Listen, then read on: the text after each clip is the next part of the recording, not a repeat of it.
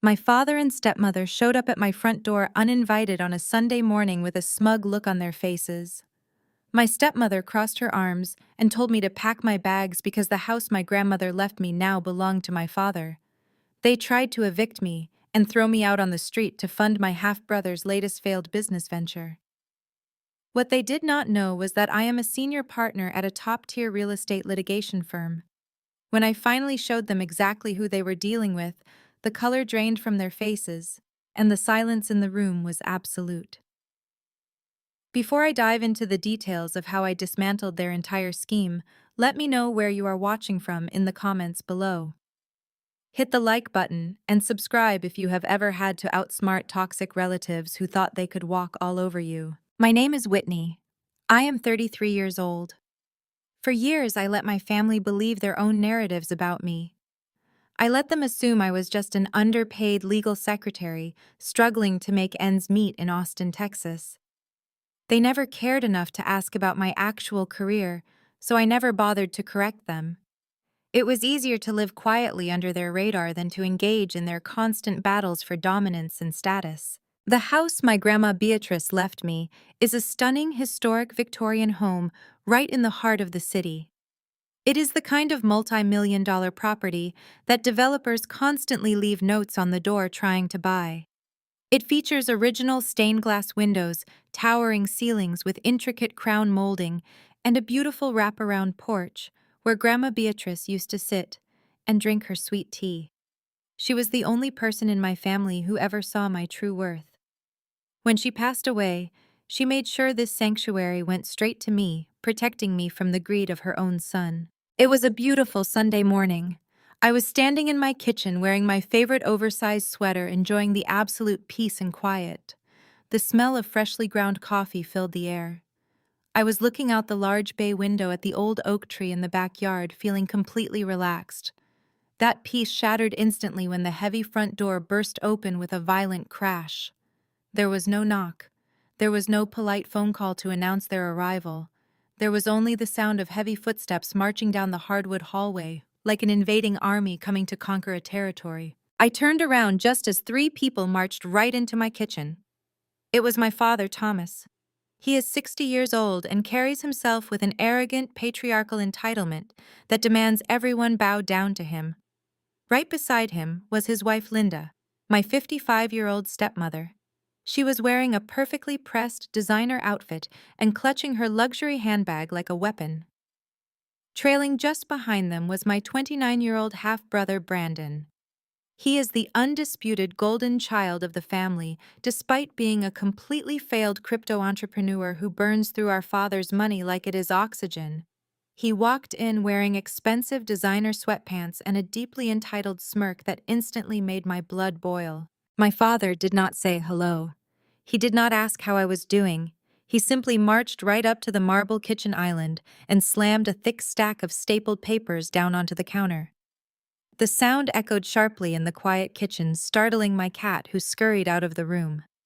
I looked down at the papers and then back up at him. "What is this?"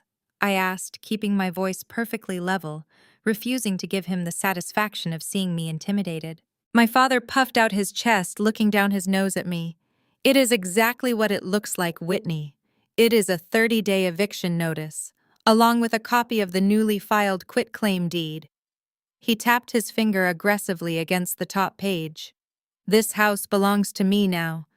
I suggest you start looking for a small apartment somewhere you can actually afford on your meager salary." I stared at him, taking a slow, steady sip of my coffee. Before I could say another word, Linda stepped forward. She looked around my beautiful kitchen, her eyes scanning the custom cabinetry and the expensive light fixtures with naked, undisguised greed. She let out a short, condescending laugh. "You have had a really nice free ride playing house here, Whitney." She sneered, her tone dripping with absolute disdain. "It was cute for a while, letting you pretend you own a place like this. But the vacation is over. The adults need this property now. You need to start packing your boxes today because we have big plans." Before my father could continue his arrogant speech, Brandon casually tossed his heavy, muddy golf clubs right onto Grandma Beatrice's antique mahogany dining table in the adjoining room. The harsh scraping sound of metal gouging into the polished 100-year-old wood echoed through the house. I felt a visceral spike of pure rage shoot through my veins. That table was my grandmother's most prized possession. She had hosted countless family dinners there, always making sure I had a seat right next to her. Seeing Brandon's careless disrespect seamlessly triggered a painful, vivid flashback that I had tried to bury for years. I was 18 years old, standing in my father's study holding my college acceptance letter. I had worked tirelessly to get into a top university, but my father had coldly looked at me and stated that he was pulling my college tuition fund. He told me that he needed the money to buy Brandon a luxury sports car for his high school graduation because Brandon was the future of the family name. "You are just a girl, Whitney," my father had said, with a dismissive wave of his hand. "You will eventually get married, and your husband will provide for you. Investing a fortune in your education is a waste of resources." I had walked out of his study that day with a shattered heart but a forged spine. I worked 80-hour weeks waiting tables and clerking at a tiny law office to pay off every single cent of my own law school debt.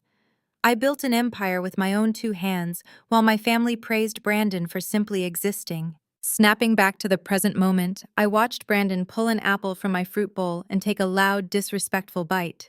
"Yeah, sis," he mumbled, chewing with his mouth open. Dad finally found the real paperwork. Turns out Grandma did not actually want to leave this gold mine to a glorified paper pusher. "We are going to sell this place. I have a new business venture launching, and this house is going to provide the perfect seed capital. Try not to be too bitter about it." My father nodded seriously, as if Brandon was a brilliant tech visionary instead of a spoiled man-child who had bankrupted 3 separate companies before his 30th birthday. "I recently uncovered an amended will from your grandmother," my father explained, using his most authoritative booming voice. "It clearly proves that the house was meant to revert to me as the head of the family.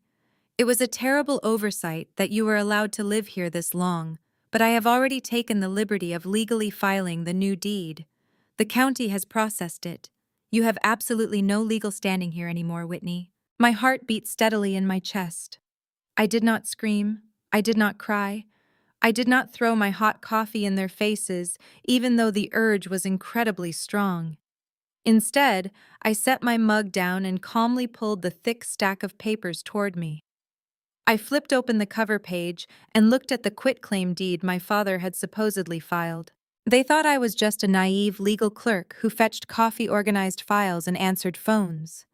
They had absolutely no idea that I spend my days tearing apart complex high-stakes real estate fraud cases for one of the most ruthless litigation firms in the entire state of Texas.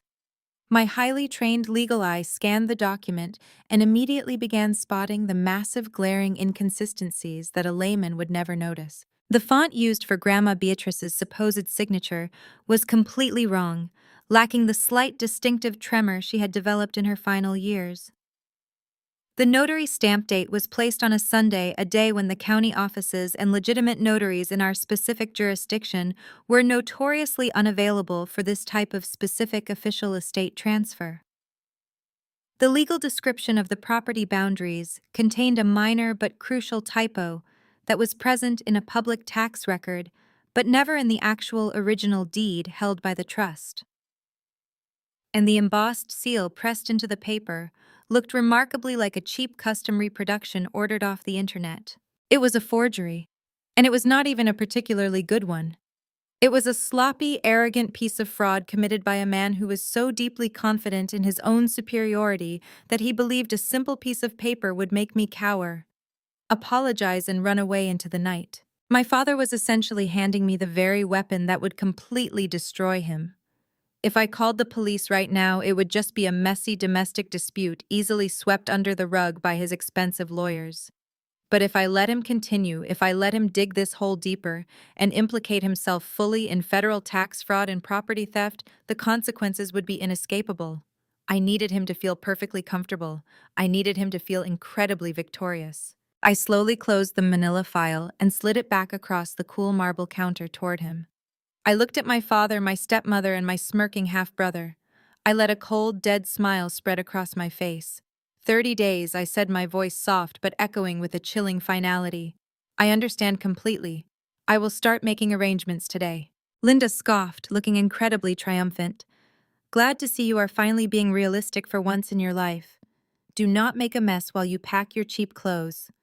We have a luxury real estate agent coming to evaluate the property soon, and I want it spotless. My father gave a curt nod, deeply satisfied that his patriarchal authority had successfully crushed my spirit once again. Good.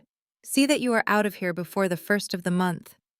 Come on, Linda Brandon, we have important meetings to attend. They turned and marched out of my house, leaving the heavy front door wide open behind them. I stood alone in my kitchen, listening to the sound of their luxury SUV pulling out of my driveway and speeding down the street. I walked over to the antique table, picked up Brandon's muddy golf clubs, and dropped them directly into the trash can. I picked up my coffee mug and took another long, satisfying sip. They thought they had just evicted me from my own home. They did not realize they had just walked blindly into a legal guillotine. As my fingers traced the deep, jagged scratch left in the mahogany by Brandon's careless toss of his golf clubs, the physical reality of their invasion settled heavily over me. The sound of their luxury vehicle speeding away faded into the morning air.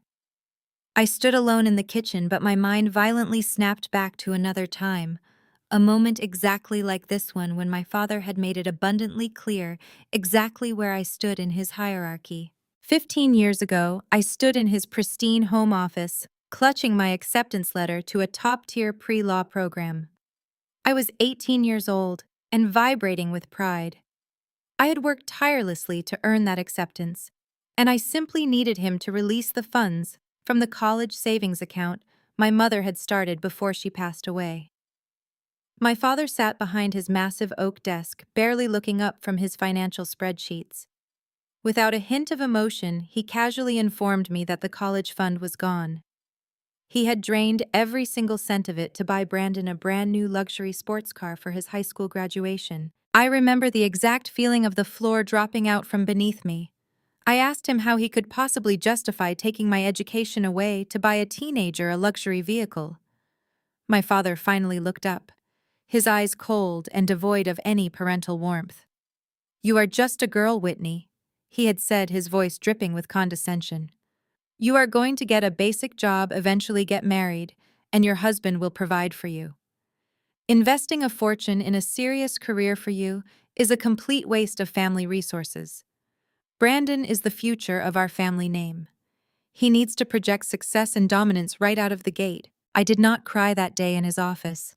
I walked out of his house with a shattered heart, but an entirely newly forged spine. I took out massive student loans. I worked 80-hour weeks waiting tables at a diner by day and clerking at a tiny legal aid office by night. I studied under the harsh fluorescent lights of the campus library until my eyes burned and my hands cramped. I graduated at the absolute top of my class. I clawed my way up the corporate ladder at one of the most ruthless litigation firms in the state of Texas. I built an undeniable empire with my own two hands and my own intellect, while my father continued to blindly praise Brandon for simply existing. Snapping back to the present moment, I walked over to the kitchen counter and stared down at the stack of papers my father had slammed down. During his arrogant rant, he had shouted about Brandon needing seed capital for a new venture, but the reality was much darker and far more pathetic. My firm employs some of the best private investigators in the state, and I routinely ran background checks on my family just to ensure their liabilities would never cross over into my professional life. I knew exactly why they were suddenly so desperate to steal my home. Brandon had not launched a successful business. He had launched a disastrous cryptocurrency mining farm. He had convinced a group of dangerous private investors to hand over $500,000 based on inflated projections and outright lies. He burned through the entire $500,000 in less than 3 months, spending most of it on lavish parties, private flights, and leased luxury cars to maintain his fake billionaire persona on social media. Now those investors were demanding their money back. They were preparing to file federal fraud charges against the Golden Boy. My father was desperate to cover the massive debt before his precious son ended up in a federal penitentiary. Selling my historic Victorian home for over $2 million would easily cover Brandon's $500,000 disaster and leave plenty of leftover cash for Linda to fund her endless country club memberships. I poured myself a fresh cup of coffee, pulled out one of the heavy wooden bar stools, and sat down at the kitchen island. I spread the forged quitclaim deed and the eviction notice out under the bright pendant lights. I let out a sharp, genuinely amused laugh. The sheer arrogance of these people was truly staggering. They thought I was just a mid-level paper pusher who filed basic documents for a meager salary. They thought I was terrified of complex legal jargon and would simply bow down to a piece of paper that looked vaguely official. I leaned in and examined the documents with the trained eye of a senior partner who destroys fraudulent real estate contracts for a living. I broke down the exact legal errors step by step. First, I looked at the notary stamp. In the state of Texas, a valid notary stamp must contain specific commission details, including an exact expiration date, and a perfectly aligned state seal. The stamp on my father's document was a generic, blurry reproduction, clearly ordered from a novelty website. Second, I checked the date of the supposed signature. The date stamped next to Grandma Beatrice's forged signature was a Sunday. Official county clerk offices and legitimate real estate notaries in our specific jurisdiction are strictly closed on Sundays, making it highly improbable and legally suspicious for an official estate transfer to occur on that exact day. Third, I scrutinized the signature itself. Grandma Beatrice had suffered a minor stroke in her late 70s, which left her with a very slight but highly distinctive downward tremor at the end of her cursive signature. The signature on this deed was perfectly smooth, digitally lifted from an old birthday card and pasted onto the legal document. It lacked the physical indentation of a real pen pressing into paper. Finally, I read the legal description of the property boundaries. My grandmother's original deed contained a very specific historical addendum regarding the eastern boundary line abutting the Old City Preservation Zone. My father had clearly copied and pasted the property description from a flawed online public tax database, which notoriously omitted that exact eastern boundary line. The real deed, recorded deep in the secure county courthouse vaults, contained the accurate description. It was a forgery. It was a sloppy, desperate, and highly illegal piece of fraud committed by a man so blinded by his own patriarchal superiority that he genuinely believed a fake piece of paper would make me pack my bags, apologize, and run away into the night. Why did I not throw these glaring errors right in his face when he was standing in my kitchen? Why did I simply smile coldly and accept the 30-day eviction notice without putting up a massive fight? Because in the high-stakes legal world, intent and execution are absolutely everything. If I had pointed out the forgery while he was standing there, my father would have instantly snatched the papers back. He would have claimed it was a simple administrative misunderstanding, hired a corrupt defense attorney, and found a different, more insidious way to attack my grandmother's estate. By silently accepting the notice, I gave him the ultimate gift. I gave him enough rope to hang himself entirely. I allowed him to fully execute his crime. He had already proudly admitted to officially filing the fraudulent deed with the county clerk. By doing so, he had crossed the line from a petty civil family dispute straight into a severe federal felony. I wanted him to feel perfectly comfortable. I wanted him to feel incredibly victorious. I wanted Linda to start contacting luxury real estate agents and shopping for new diamond necklaces with money she was absolutely never going to see. I wanted Brandon to boldly brag to his angry investors that he was about to pay them back in full because his rich father had successfully stolen his sister's multi-million-dollar house. I took another long sip of my coffee, savoring the rich, dark roast. The silence of the large Victorian house wrapped around me like a protective shield. Grandma Beatrice had known exactly what she was doing when she left this place to me. She knew her son was consumed by greed, and she knew I was the only one strong enough to protect her legacy. I walked back over to the trash can and looked down at Brandon's expensive, muddy golf clubs sticking out of the bin. I left them right there. They were a perfect reminder of exactly who I was dealing with and exactly what was at stake. I had 30 days.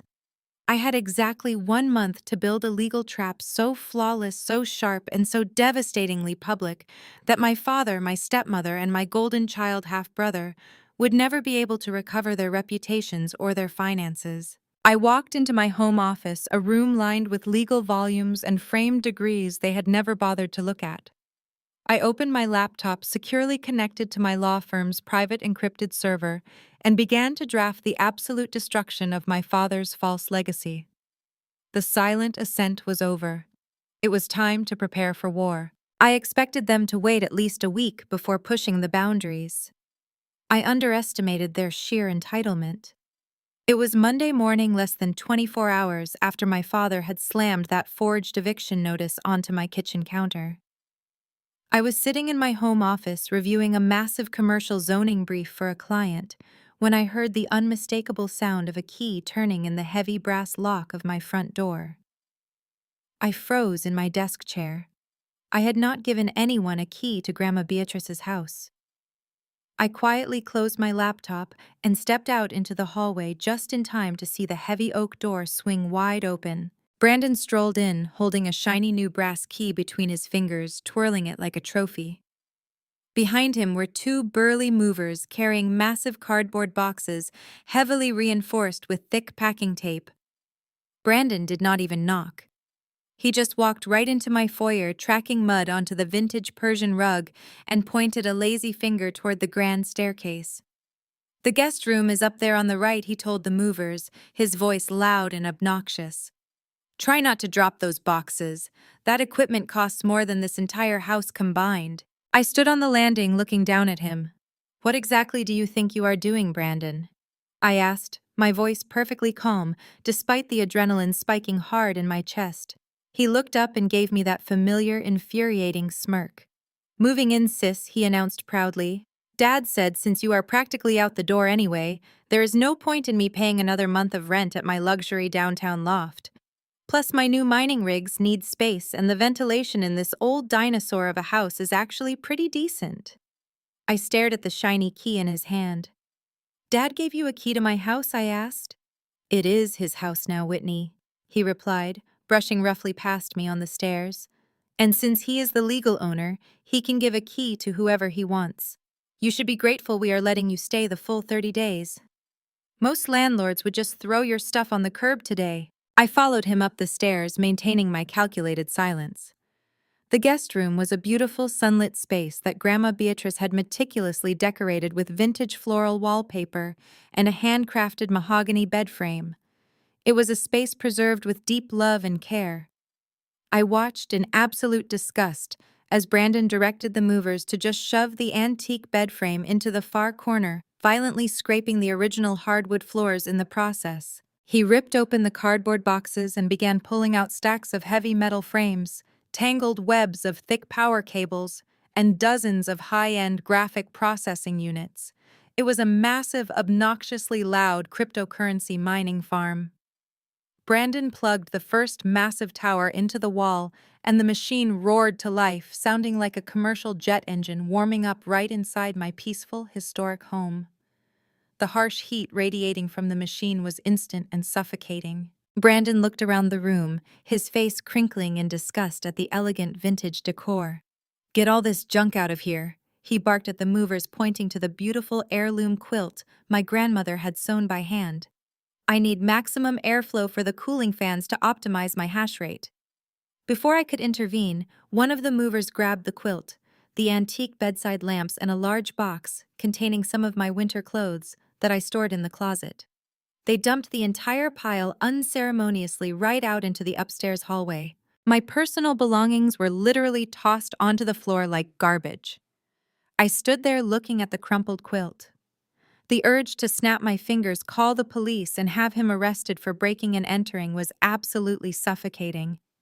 I wanted to reveal my firm badge, my law license, my entire arsenal of lethal legal weapons, and crush his arrogant tech bro persona into dust right then and there. But I took a deep breath. A master chess player never flips the board when they are only 3 moves away from a devastating checkmate. I bent down silently, picked up the quilt, and carried it to my master bedroom. I let the roaring sound of his mining equipment echo through the second floor, playing the role of the defeated, submissive sister perfectly. If Brandon was the blunt force trauma of this hostile takeover, my stepmother Linda was the calculated psychological warfare. The very next afternoon, while the unbearable humming of Brandon's machines vibrated through the floorboards, the front door opened again. This time, Linda breezed in unannounced, carrying a sleek leather clipboard and a digital laser measuring tape.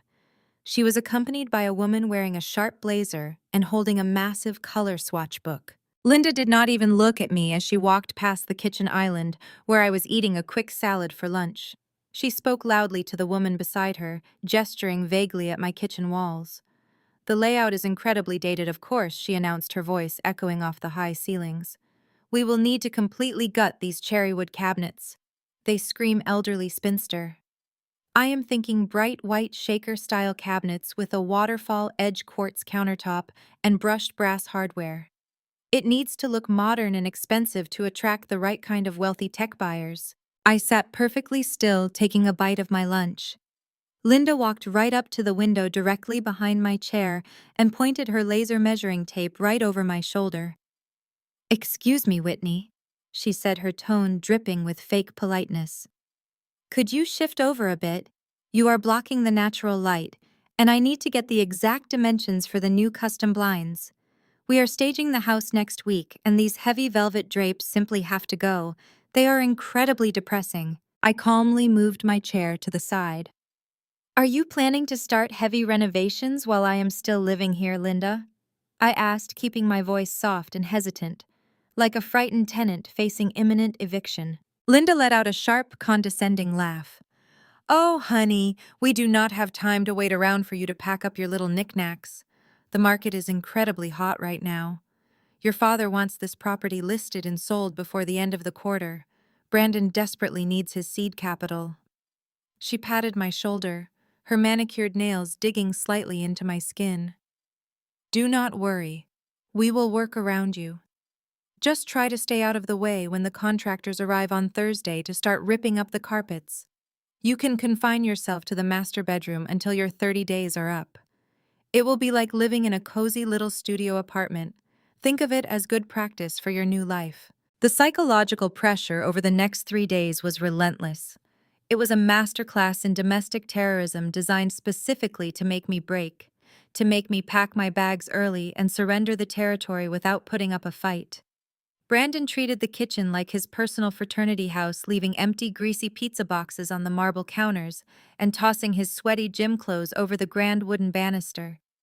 He blasted loud, aggressive music until 2 in the morning, completely ignoring my polite text messages asking him to turn it down. Linda treated my home like an active demolition site, dropping by twice a day, with different aggressive contractors, interior decorators, and eager real estate agents. She would walk them through my living room, pointing at my beautiful furniture and loudly discussing how much better the space would look once all the cheap trash was hauled off to the city dump. She would deliberately leave the front door wide open, letting the harsh Texas heat, high humidity, and buzzing insects fill the beautifully air-conditioned house, claiming she needed to air out the musty old smell. My father did not visit, but his dark, looming presence was felt in every arrogant action his wife and son took. They were acting with the absolute impunity of people who believed they held all the power. They truly believed they had successfully cornered a weak, helpless legal secretary who had no resources, no money, and no backbone to fight back against the wealthy, patriarchal head of the family. What they completely failed to realize was that every empty pizza box, every condescending comment about staging the house, and every unauthorized entry with a forged key was being meticulously documented. I let them measure my windows. I let Brandon run up my electricity bill with his ridiculous crypto mining machines. I let them treat me like a ghost haunting my own home. Because while they were busy playing real estate tycoons, measuring drapes, and picking out quartz countertops, I was busy securing the federal trap that would lock them away for years. The 30-day countdown had started, but it was not counting down to my eviction. It was counting down to their absolute destruction. My fingers tightened around the thick plastic of the trash bag. The physical reality of their invasion settled heavily over me as I stared at the man who was actively trying to erase my grandmother's entire existence. The sound of his expensive sneakers scraping against the original hardwood floors filled the room.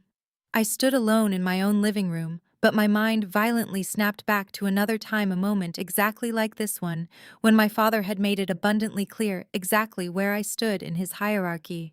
15 years ago, I stood in his pristine home office clutching my acceptance letter to a top-tier pre-law program. I was 18 years old and vibrating with pride.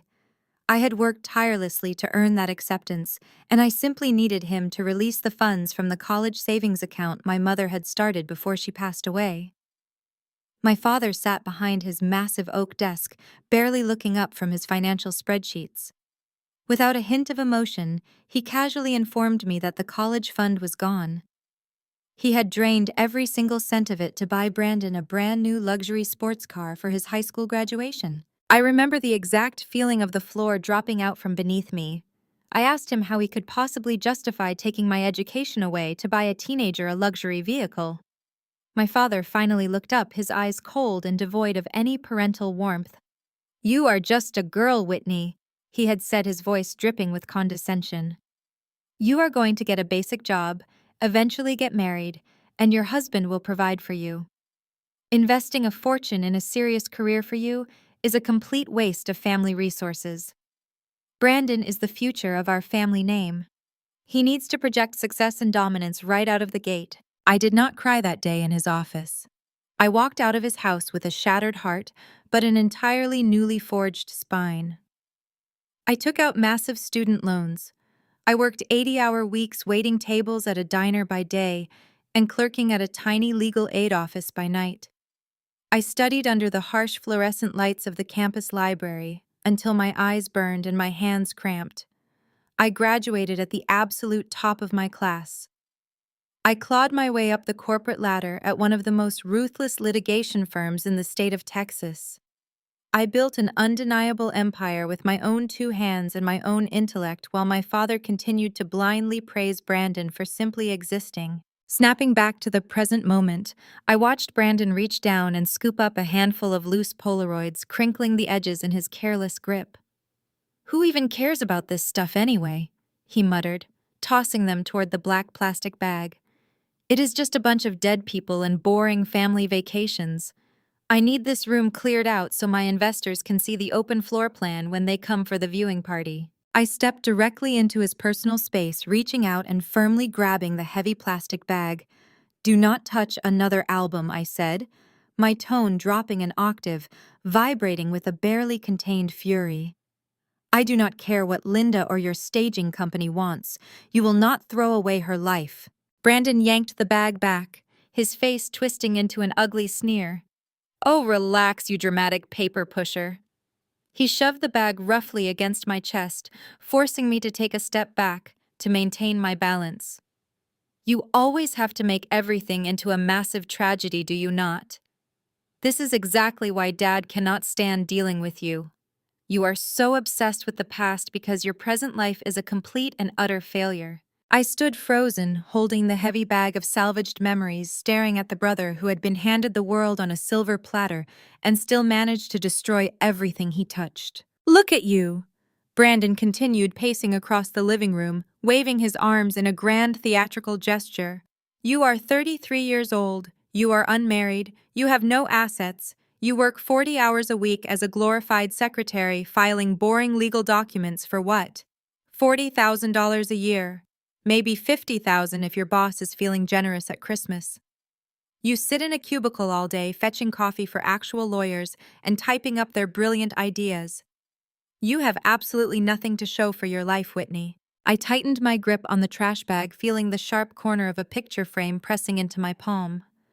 I remained perfectly silent, letting him dig his own grave with every arrogant word. "Dad is selling this house for $2.5 million, he bragged, his chest puffing out with unearned pride.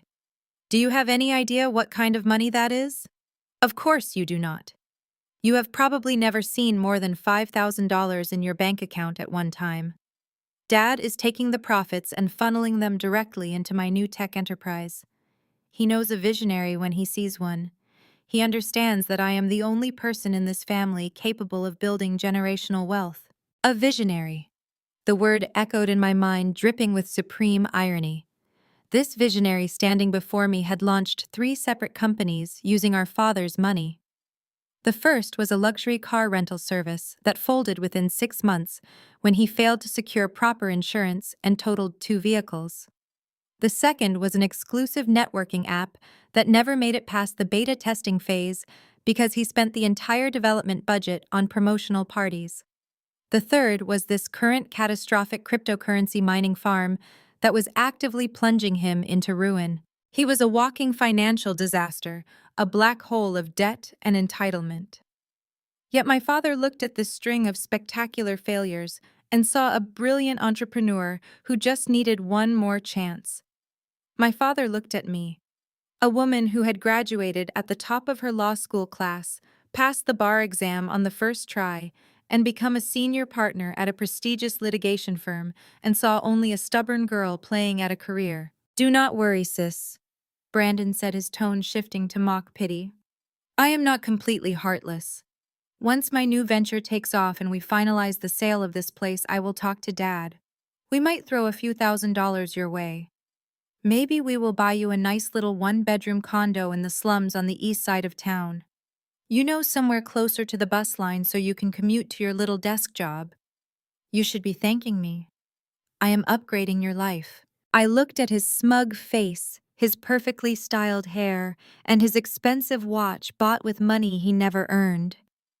The stark contrast between the golden child and the scapegoat had never been clearer or more nauseating. I remembered the grueling years of my 20s. I remembered working 80-hour weeks fueled by cheap coffee and sheer desperation. I remembered the crippling anxiety of student loan debt hanging over my head like an anvil. I remembered missing social events, holidays, and sleep because I was busy outworking every single junior associate in my firm. I paid off my massive debt in 3 years. I won my first multi-million-dollar settlement at 28. I bought myself a custom-tailored wardrobe, a luxury vehicle I kept hidden in a private garage, and an investment portfolio that rivaled my father's.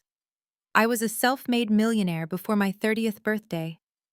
I achieved all of this while my family confidently assumed I was clipping coupons and struggling to pay for groceries. Brandon stepped closer, jabbing a finger toward my shoulder. "So take your stupid little photo albums and go hide in your bedroom until your 30 days are up, and try to stay out of my way. I have real business to handle. Real investors are coming here, and I cannot have you wandering around looking like a depressed librarian ruining the vibe of the property." I looked down at the trash bag in my arms and then back up at him. I let a slow, icy smile spread across my face. It was the same smile I used in the deposition room right before I dismantled a hostile witness's entire defense strategy. "You are right, Brandon," I said, my voice dangerously calm and perfectly level. "I should definitely take these upstairs. I would hate to ruin the vibe for your real investors." He scoffed, shaking his head and turning his back on me. "Whatever. Just get out of my sight." I turned and walked away, carrying the heavy bag of my grandmother's memories up the grand staircase. I did not raise my voice. I did not defend my career. I did not tell him that my supposed $40,000 salary was actually what I billed a wealthy client for a single week of my legal expertise. I did not tell him that I knew all about his angry creditors or the federal tax fraud our father was currently committing to save him from prison. As I reached the landing of the second floor, I paused and looked down at the living room. Brandon was already back on his phone, scrolling aimlessly, completely oblivious to the massive storm gathering directly above his head. He truly believed he had won the confrontation. He truly believed he had asserted his dominance and put the worthless sister back in her proper place. I carried the bag into my master bedroom, setting it down gently on my plush rug. I carefully removed each photo album, smoothing out the bent pages and wiping the dust away. I placed them securely in my personal safe, locking the heavy steel door. They were safe now. My grandmother's legacy was safe. I walked over to my desk and opened my encrypted laptop. I pulled up the hidden camera feeds I had installed throughout the common areas of the house. The high-definition video clearly showed Brandon destroying property and arrogantly discussing the sale of my home. The audio captured every single word of his delusional rant. It was beautiful, pristine evidence. They wanted to play a game of power and intimidation. They wanted to treat me like a minor inconvenience to be swept out the door. They had spent their entire lives underestimating me, diminishing my worth, and elevating a golden child who was nothing more than a parasite. They had pushed the scapegoat into a corner, assuming she would simply surrender. I opened a new legal document, typing out a detailed timeline of events. I began cross-referencing Brandon's statements with the financial records I had already subpoenaed through private channels. I was building a fortress of undeniable proof, a labyrinth of legal destruction that they would never be able to escape. The hostility in my home was suffocating, but it was also the exact fuel I needed to sharpen my blades. The golden boy had just handed me the final pieces of the puzzle, and he was too arrogant to even realize he had sealed his own fate. The cameras were a masterpiece of modern discrete technology. I had installed them months ago for basic home security, but recently upgraded the audio receivers the very night my father handed me that forged eviction notice. Tucked invisibly inside the ornate Victorian smoke detectors, nestled behind the antique grandfather clock in the foyer, and seamlessly integrated into the smart home thermostat on the living room wall. These tiny lenses captured every square inch of the common areas in glorious 4K resolution. Under Texas Penal Code, Section 16.02, recording audio is perfectly legal as long as one party to the conversation consents. By sitting quietly in the adjoining open-concept dining room while they occupied my living room, I was legally a party to their ambient conversations. They were in my home, speaking at full volume with no reasonable expectation of privacy. Every single arrogant word they uttered was fully admissible in a court of law. The psychological warfare escalated throughout the week. Linda treated my continued presence like a foul odor she was desperately trying to air out. She would walk into the kitchen while I was making my morning coffee, wearing her expensive silk scarves, and immediately pinch her nose. She would loudly direct her hired interior decorators to ignore the depressing spinster energy of my furniture. She brought in a team of landscapers and stood on the back porch shouting orders to rip up Grandma Beatrice's prized rose bushes, claiming the flowers looked too old-fashioned for the modern tech buyers they wanted to attract. I silently endured every single taunt.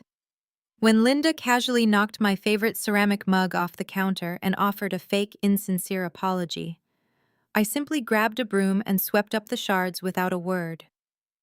When Brandon invited his obnoxious friends over to drink my expensive bourbon and laugh at my conservative work clothes, I kept my head down and continued typing on my laptop, pretending to be intimidated by their loud, aggressive posturing.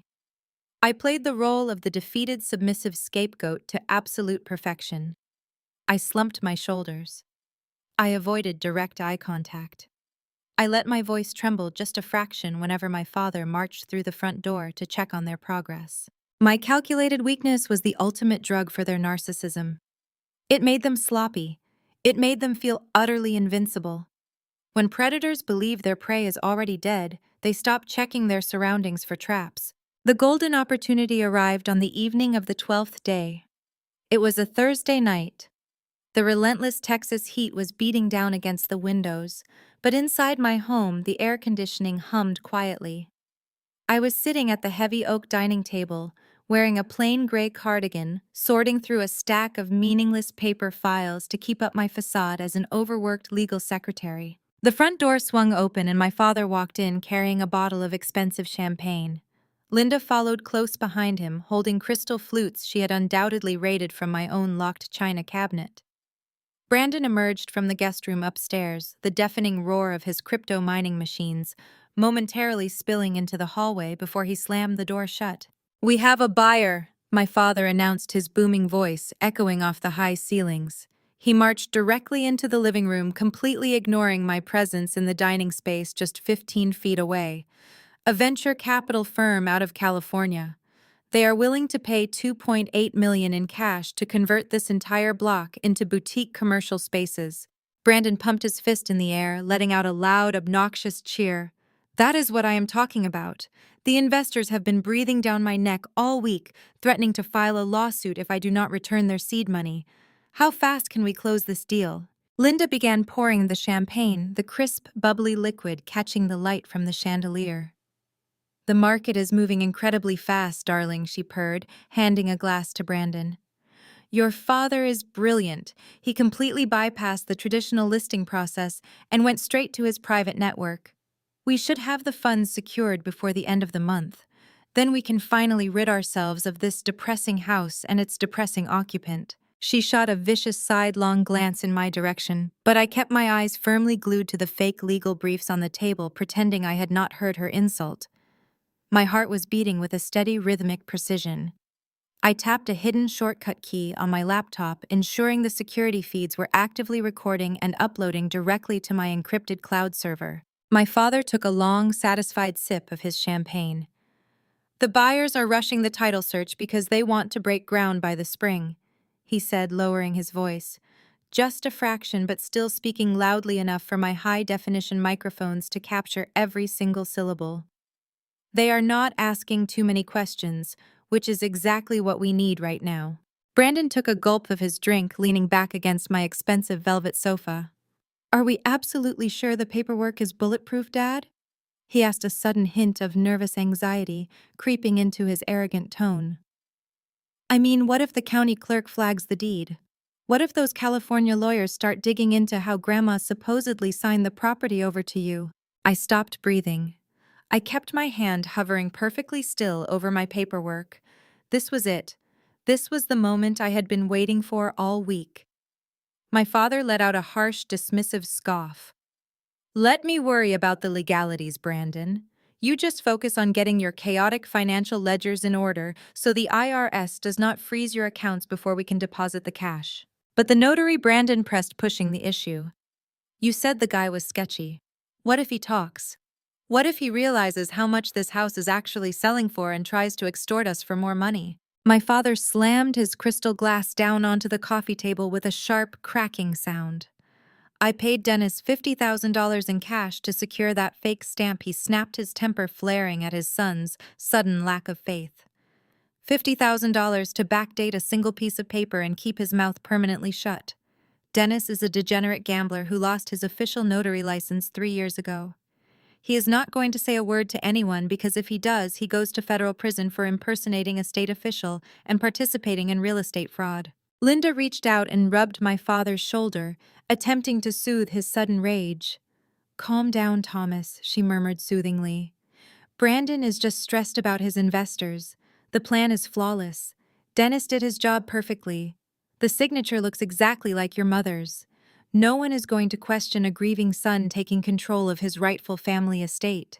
Especially not when the only other person who could challenge it is a pathetic paper pusher who cannot even afford a decent lawyer to fight us. She gestured openly toward the dining room, acknowledging my presence purely to dismiss my threat level.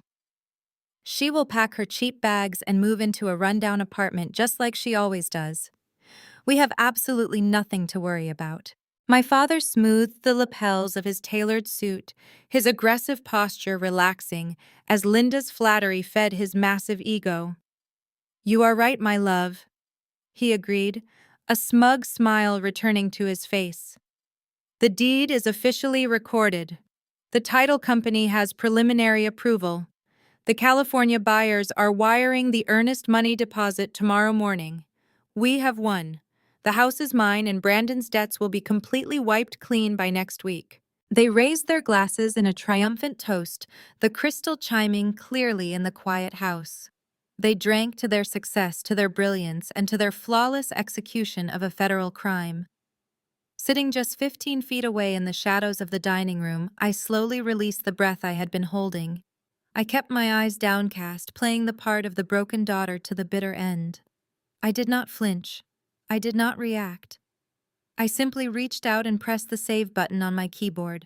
The audio file was breathtakingly clear. My father had just explicitly confessed to paying a disgraced unlicensed notary named Dennis $50,000 to backdate a forged quitclaim deed. He had openly admitted to participating in real estate fraud. He had detailed his exact plan to sell stolen property to an out-of-state buyer to cover up his son's massive financial liabilities. Linda had openly confirmed the forgery of Grandma Beatrice's signature. Brandon had established clear motive by discussing his angry investors and his desperate need for the funds. It was a pristine, perfectly wrapped gift of criminal evidence. I had captured the entire conspiracy on multiple cameras confirming their identities, their locations, and their exact malicious intent. Any competent prosecutor would salivate over this level of undeniable proof. I quietly closed my laptop, sliding it into my worn leather briefcase. I stood up from the dining table, keeping my head slightly bowed. The three of them paused their celebration to watch me. They expected me to run upstairs and cry. They expected me to surrender to the overwhelming weight of their victory. I walked silently past the living room, not sparing them a single glance. I climbed the grand staircase, the heavy oak steps absorbing the sound of my footsteps. Let them drink my champagne. Let them measure my windows. Let them celebrate their imaginary millions. They were dancing on the gallows, and they had just handed the executioner the lever. The rope was fully gathered and the trap was perfectly set. It was time to go to work. Monday morning arrived with a crisp, sharp clarity. I did not take the public bus as Brandon had so generously suggested. Instead, I walked 3 blocks from my historic house to a high-end private parking garage, where I kept a custom black Porsche Panamera, secured behind a heavily guarded gated entrance. The engine roared to life, a smooth, powerful purr that stood in stark contrast to the obnoxious noise of Brandon's cheap crypto mining machines. I navigated through the bustling Austin traffic, heading straight for the tallest, sleekest glass skyscraper in the downtown financial district. I bypassed the main lobby, entirely swiping my secure keycard at a discreet side entrance and stepping into the private executive elevator that shot me directly to the 45th floor. The polished silver doors slid open with a soft chime, revealing the immaculate sprawling reception area of Crawford & Cole real estate litigation. I am not a legal clerk. I am not a secretary who files paperwork for actual lawyers. I am a senior partner. My name is etched deeply into the frosted glass doors of the main boardroom, and my billing rate is $1,200 an hour. I am the absolute apex predator of Texas real estate fraud, and I have dismantled multi-billion-dollar corporations for attempting exactly the kind of pathetic scheme my father was currently running in my living room. As I walked down the long corridor lined with modern art and dark wood paneling, the entire atmosphere in the office shifted. Junior associates stopped chatting and immediately stood a little straighter. Paralegals quickly moved out of my way, offering highly respectful morning greetings. I nodded politely, projecting the calm, absolute authority that had made me the most feared and respected litigator in the city. I pushed open the heavy, solid oak door to my personal office. It was a massive corner suite with floor-to-ceiling windows, offering a panoramic, unobstructed view of the entire Austin skyline. The space was furnished with custom leather chairs, a sleek, minimalist glass desk, and an expansive polished conference table where I routinely negotiated complex settlements that eclipsed my father's entire net worth. I set my worn leather briefcase down on the desk and walked over to the windows, looking out over the sprawling, sunlit city. Somewhere down there in the suburban sprawl, my father was likely having a celebratory breakfast at his exclusive country club, bragging to his wealthy friends about his brilliant real estate acquisition. He had absolutely no idea that he was a tiny, insignificant mouse playing in a deadly maze built entirely by a hawk. There was a sharp knock on my door. My senior associate, David, stepped into the office holding a thick, color-coded binder. "Good morning, Whitney," he said, his tone strictly professional, but carrying a hint of urgency. "Opposing counsel on the commercial property case just sent over their final settlement offer. They are threatening to take the property dispute to trial if we do not accept their terms by noon today." I took the heavy binder from him and flipped open the cover, The opposing firm was trying to enforce a fraudulent commercial lease agreement using backdated signatures and falsified corporate stamps. It was almost poetic how identical it was to my current family situation. I did not even bother to sit down.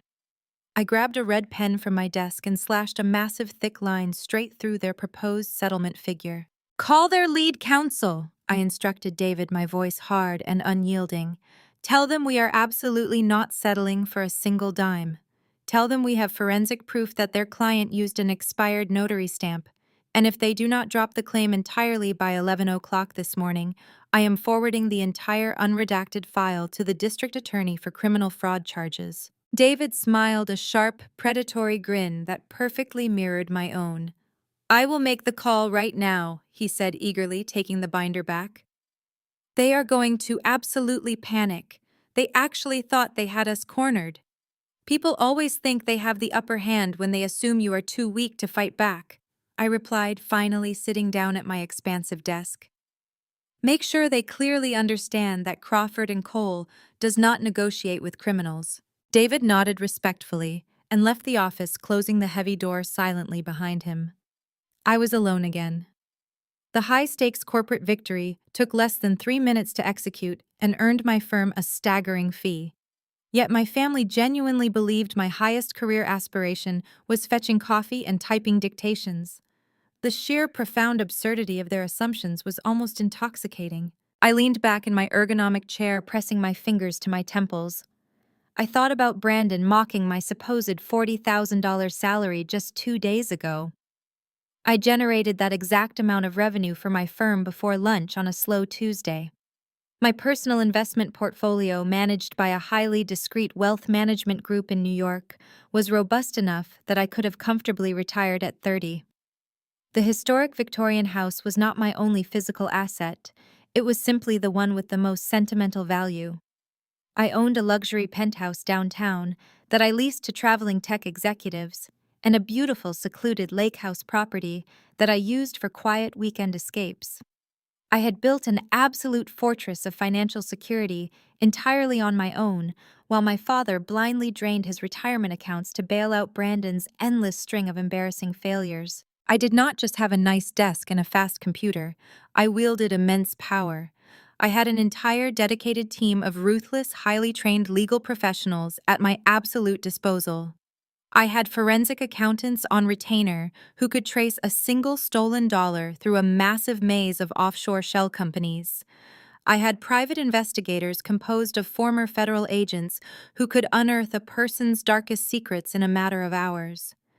I had a deep network of judges, politicians, and corporate titans who answered my calls on the first ring. My father thought he was untouchable because he was a wealthy man in a nice suit. He did not comprehend that in the real halls of power, a man like him was nothing more than a noisy, vulnerable nuisance. I specialize in real estate fraud. It is a highly specific, complicated niche of the legal world that requires a predatory mindset and an encyclopedic knowledge of property law. I have seen every scam, every forged signature, and every desperate, pathetic attempt to steal generational wealth. People commit these crimes because they firmly believe the victims are too ignorant to notice or too impoverished to fight back in civil court.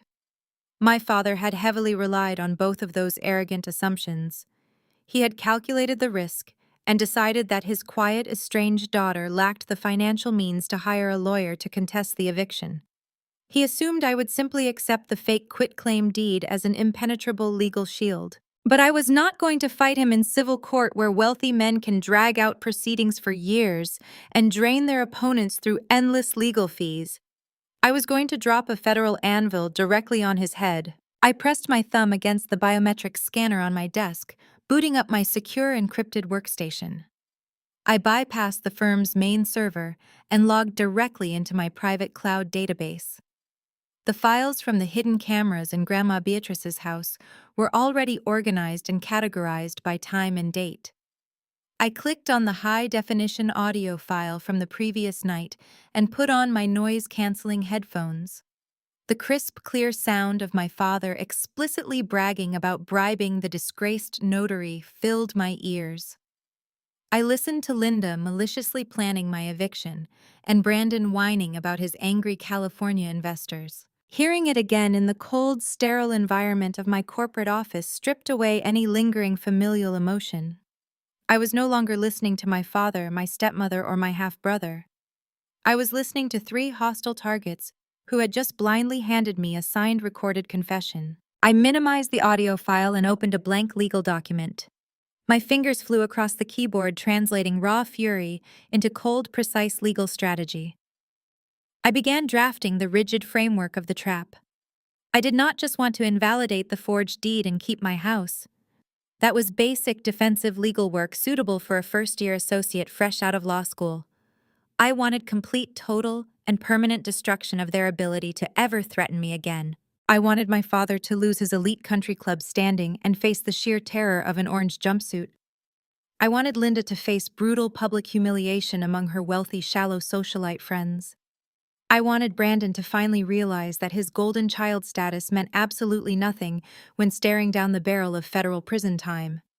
They had pushed the wrong woman into a corner, and I was going to dismantle their entire reality piece by piece. I pressed the intercom button on my sleek glass desk, connecting directly to the forensic accounting department on the 42nd floor. Within 10 minutes, my lead financial investigator, Harrison, walked into my office. Harrison is a former federal criminal investigator who left the public sector for the highly lucrative world of corporate litigation. He possesses an uncanny lethal ability to trace hidden funds across international borders and through the most convoluted corporate structures. I did not give him any emotional context or unnecessary family history. I simply handed him a heavy cardstock paper with the legal names of my father and my half-brother, along with the specific limited liability company names Brandon had proudly bragged about over the years. I told Harrison to tear their financial lives apart and look for the bleeding. As Harrison set to work in his secure lab, I utilized my own high-level clearance to access specialized property databases strictly restricted to senior legal professionals and state investigators. I started pulling the historical deed transfers, tax assessment records, and municipal liens associated with every single commercial and residential property my father had ever touched.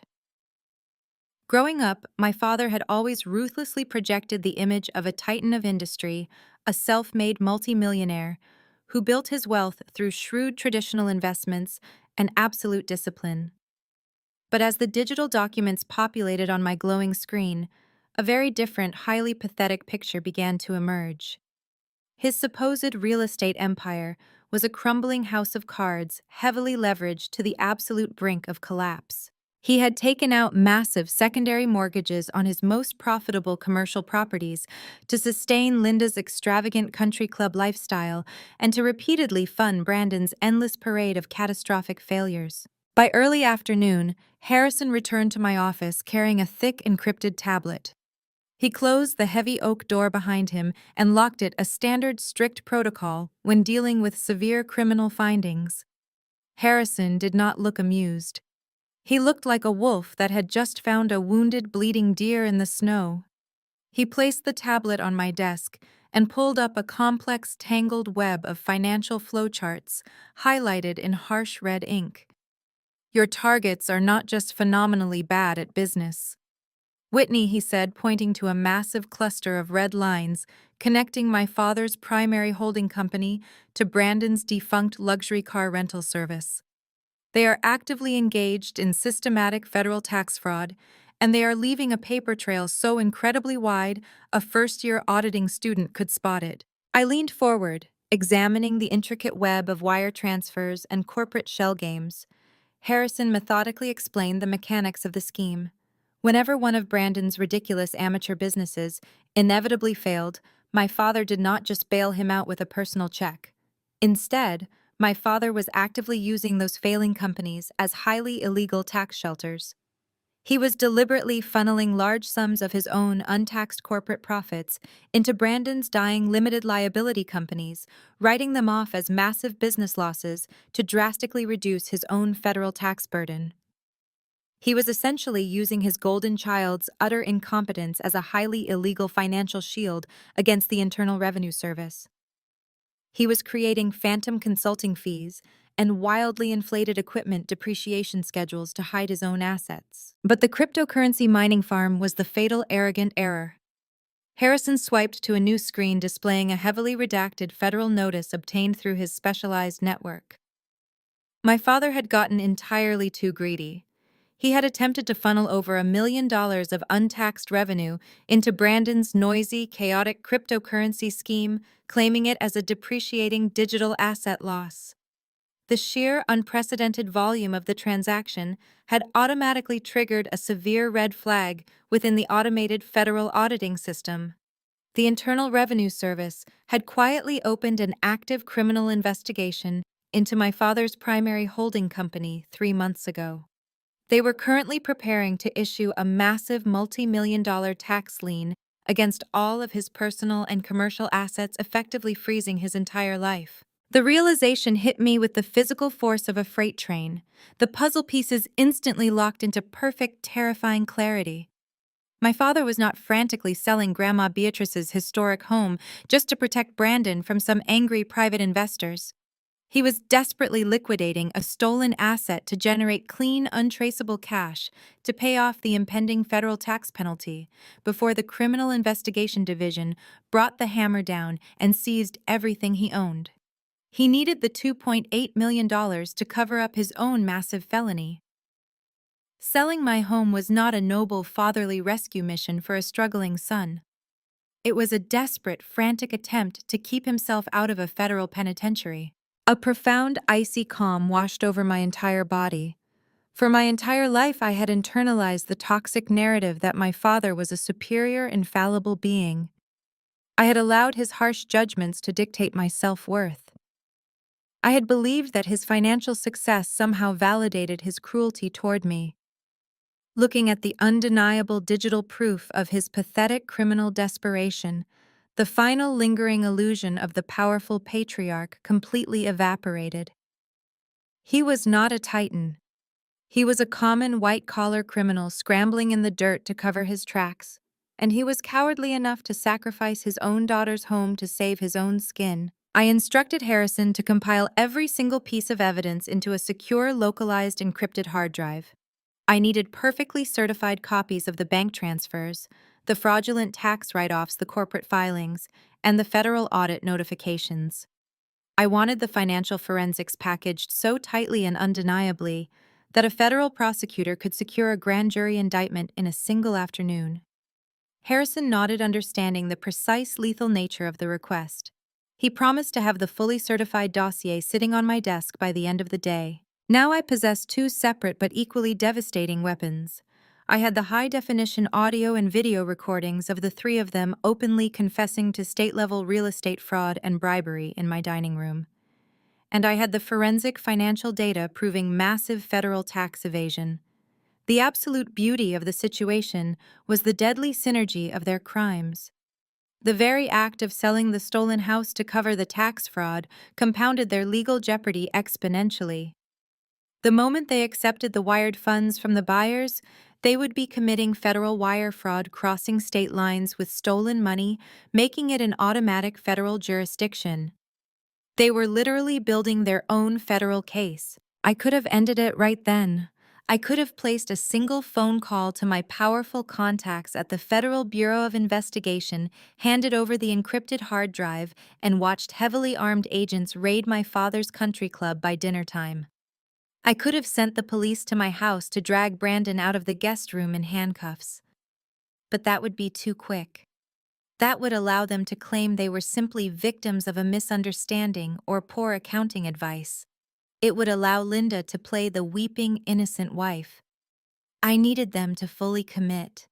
I needed them to stand in the absolute blinding spotlight of their own arrogant pride and voluntarily put their necks into the noose.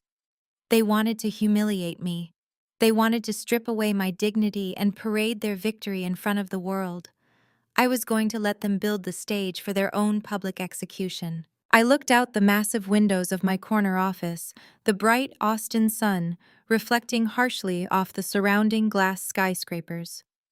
The 30-day countdown was ticking loudly in my mind. They were back at the house, measuring my windows, ordering modern cabinetry, and drinking my champagne.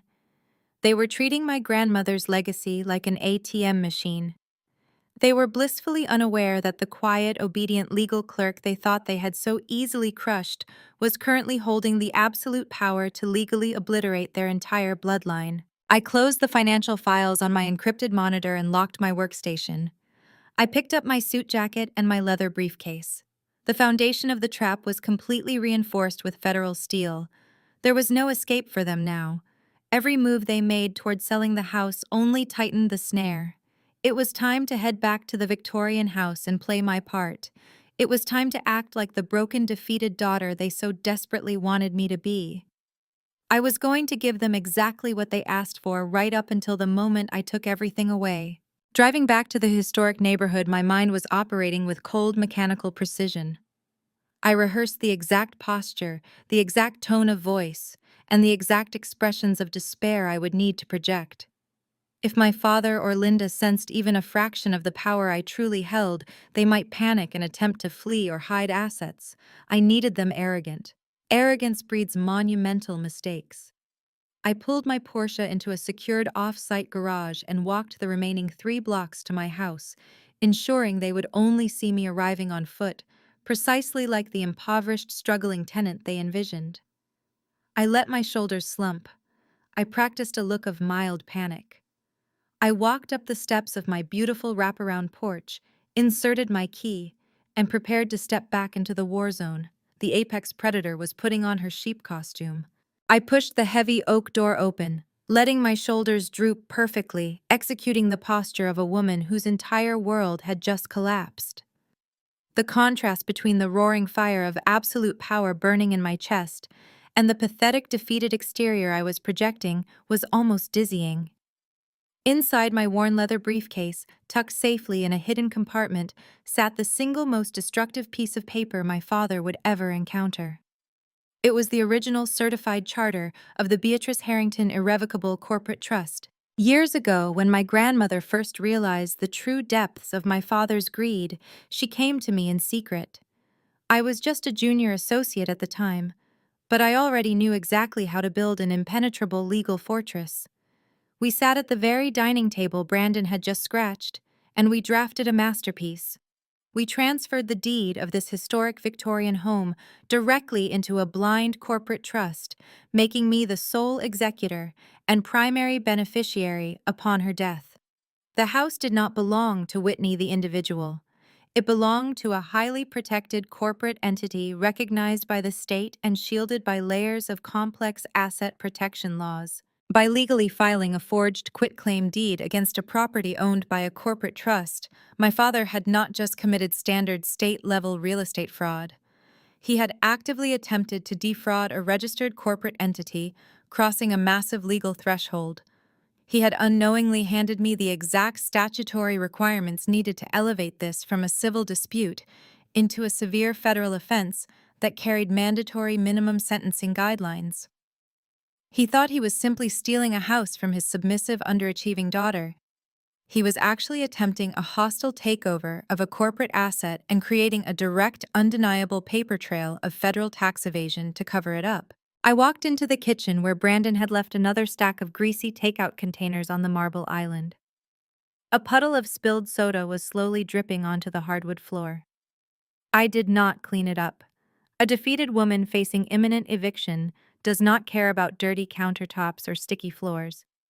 I needed to sell this performance with absolute Oscar-worthy dedication. Every movement, every sigh, every hesitation had to convince them that my spirit was entirely broken. I retrieved 3 empty cardboard boxes from the basement and carried them up the grand staircase.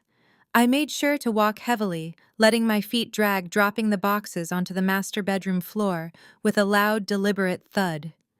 I wanted the sound to echo down the hallway where Brandon was running his loud, obnoxious mining machines. I began packing exactly the way a broken, terrified person would. I did not pack my expensive tailored power suits, my high-end electronics, or the luxury watches I kept hidden in my safe. I packed cheap paperbacks, faded framed photographs, and sentimental, worthless trinkets. I left the cardboard boxes open and highly visible near the doorway of my bedroom. I wanted my father and Linda to walk past my room and see the physical manifestation of my supposed surrender. I wanted them to see the pathetic reality of a woman packing her meager life into cheap cardboard boxes. I even made sure to leave a few crumpled tissues scattered on the nightstand, a masterful touch to imply I had spent the entire night crying over my impending homelessness. I changed out of my professional attire, slipping into a faded, oversized college sweatshirt and loose sweatpants. I pulled my hair back into a messy, haphazard knot, stripping away any remaining trace of the high-powered corporate litigator who commanded $1,000 an hour. Looking in the mirror, I saw exactly what they wanted to see: a victim. The trap required fresh bait, and Linda was all too eager to bite. Shortly after 2 in the afternoon, the front door swung open without a knock. I heard the sharp, rhythmic clicking of Linda's expensive designer heels echoing against the hardwood floors, followed by the heavier, softer steps of a stranger. I walked to the top of the grand staircase and peered down into the foyer, clutching the wooden banister with white knuckles. Linda was standing there, pointing grandly at the original crystal chandelier while speaking to a tall, impeccably groomed man holding a sleek leather portfolio. "This is Marcus," she announced, spotting me on the landing, her voice ringing with sheer theatrical arrogance. "He is the top luxury real estate broker in the city. He specializes in multi-million-dollar historic renovations for tech executives. We are doing a preliminary walkthrough today to establish the listing price and staging requirements. Try not to get in our way, Whitney. We have real business to conduct." I walked slowly down the stairs, keeping my eyes averted, hugging my arms tightly across my chest.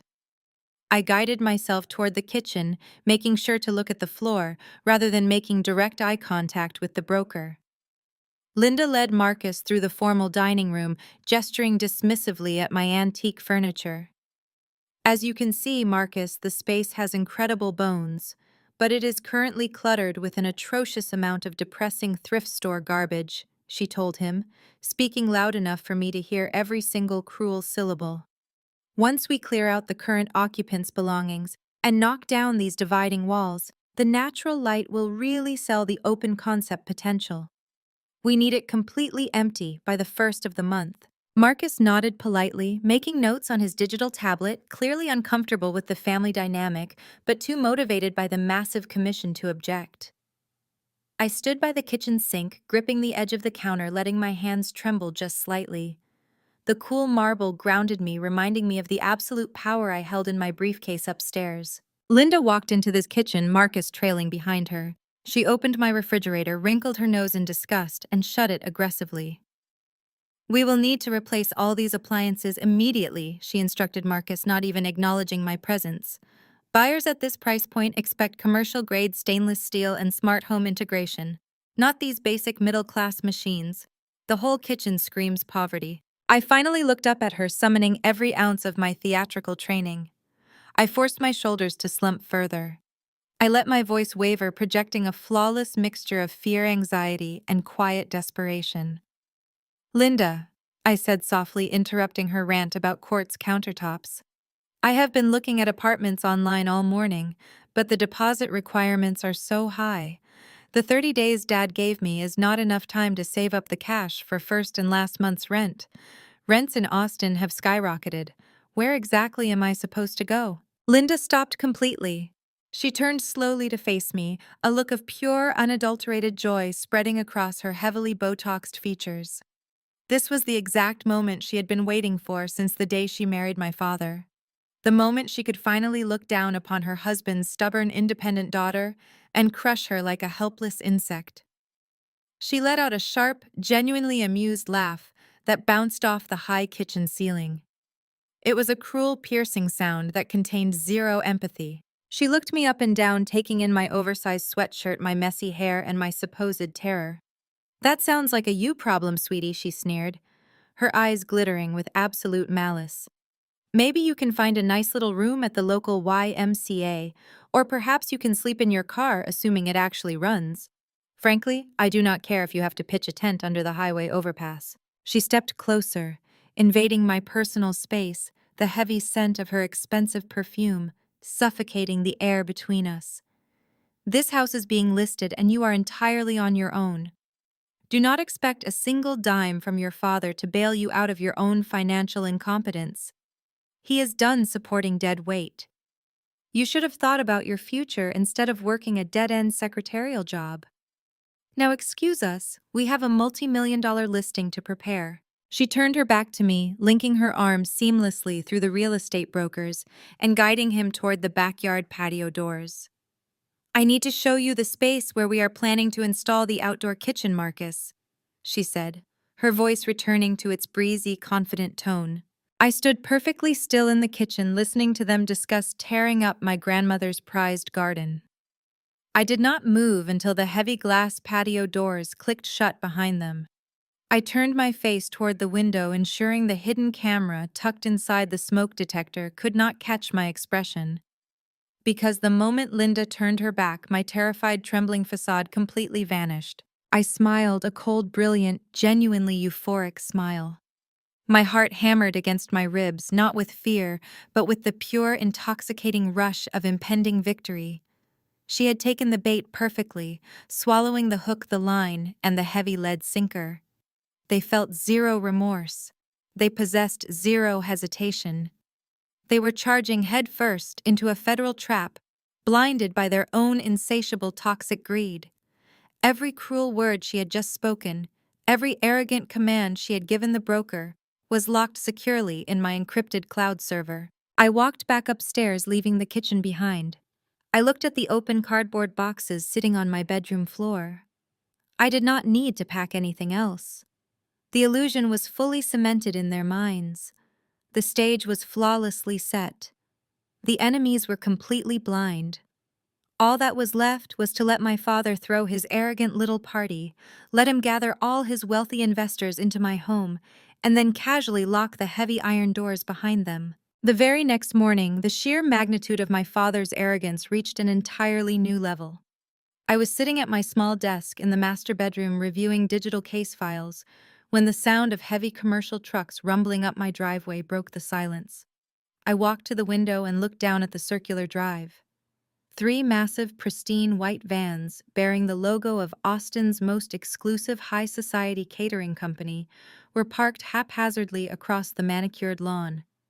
Workers in crisp black uniforms were already unloading polished silver chafing dishes, towering floral arrangements composed of white orchids and crates of expensive crystal glassware. My father had decided that simply listing the stolen property on the open market was taking too much time. He was a man who craved immediate gratification and required constant public validation of his superiority. He had decreed that waiting for standard real estate showings was beneath him. Instead, he was going to bypass the traditional market entirely and host a lavish, exclusive pre-sale cocktail party right inside my grandmother's historic home. I slipped out of my room and stood quietly at the top of the grand staircase, listening to him outline his masterful strategy to Linda and Brandon in the foyer below. The acoustics of the Victorian hallway amplified his booming, confident voice perfectly into my hidden recording devices. We are not waiting for some random couple with a conventional mortgage to slowly fall in love with the crown molding, my father declared, pacing across the vintage rugs. We are bringing the absolute top tier of Austin directly into this living room tonight. I have invited the entire executive board from the country club, 3 different private equity managers, and a dozen independent venture capitalists. We get them in here, we pour premium scotch down their throats, and we create a silent, aggressive bidding war before the property ever hits the public listing service.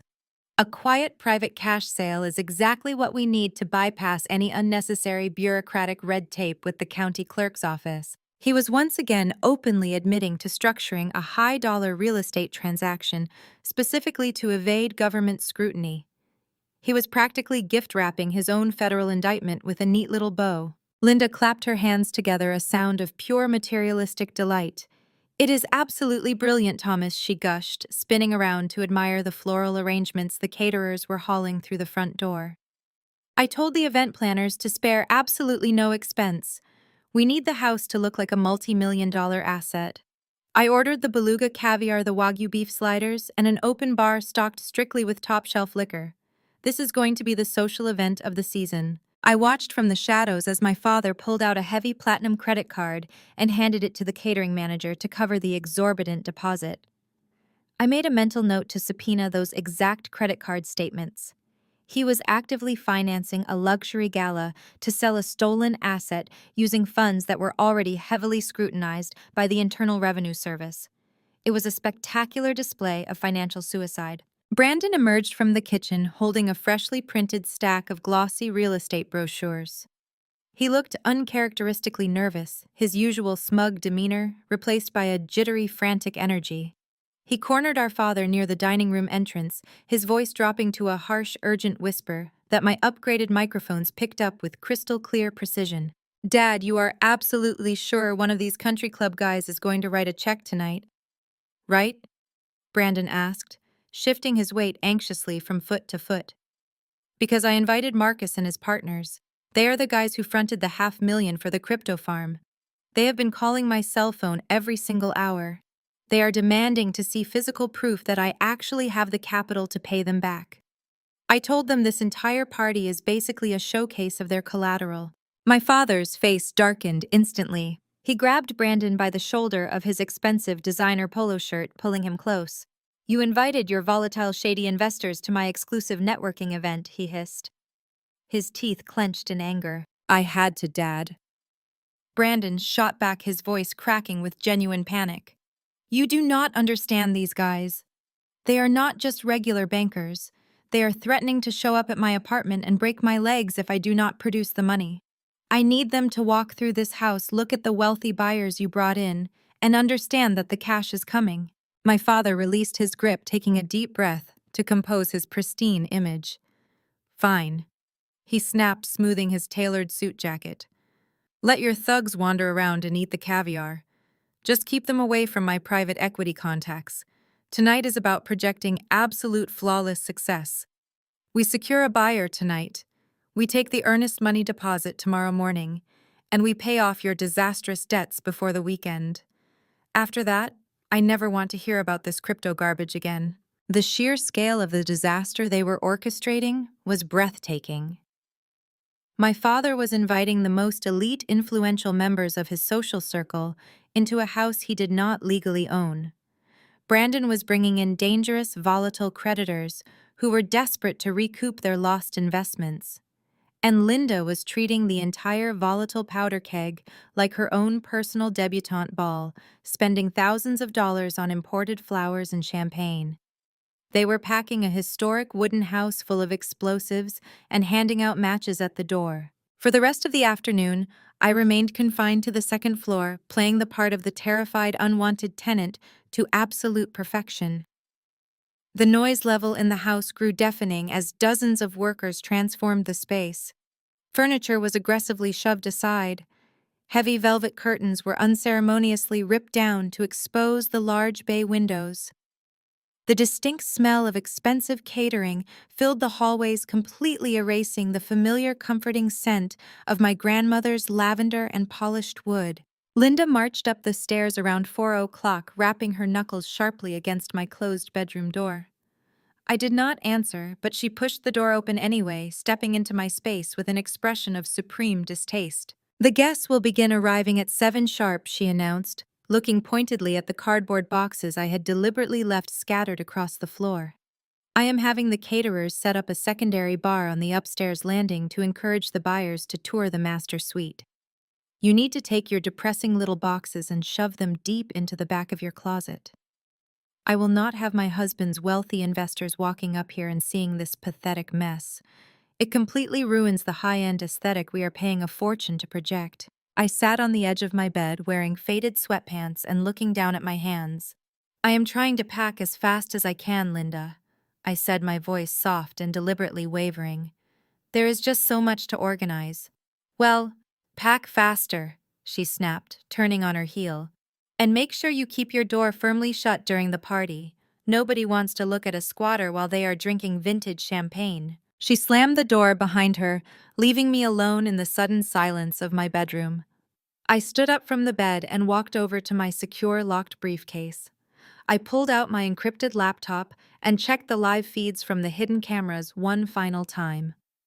The event staff had set up a massive ice sculpture in the center of the dining room.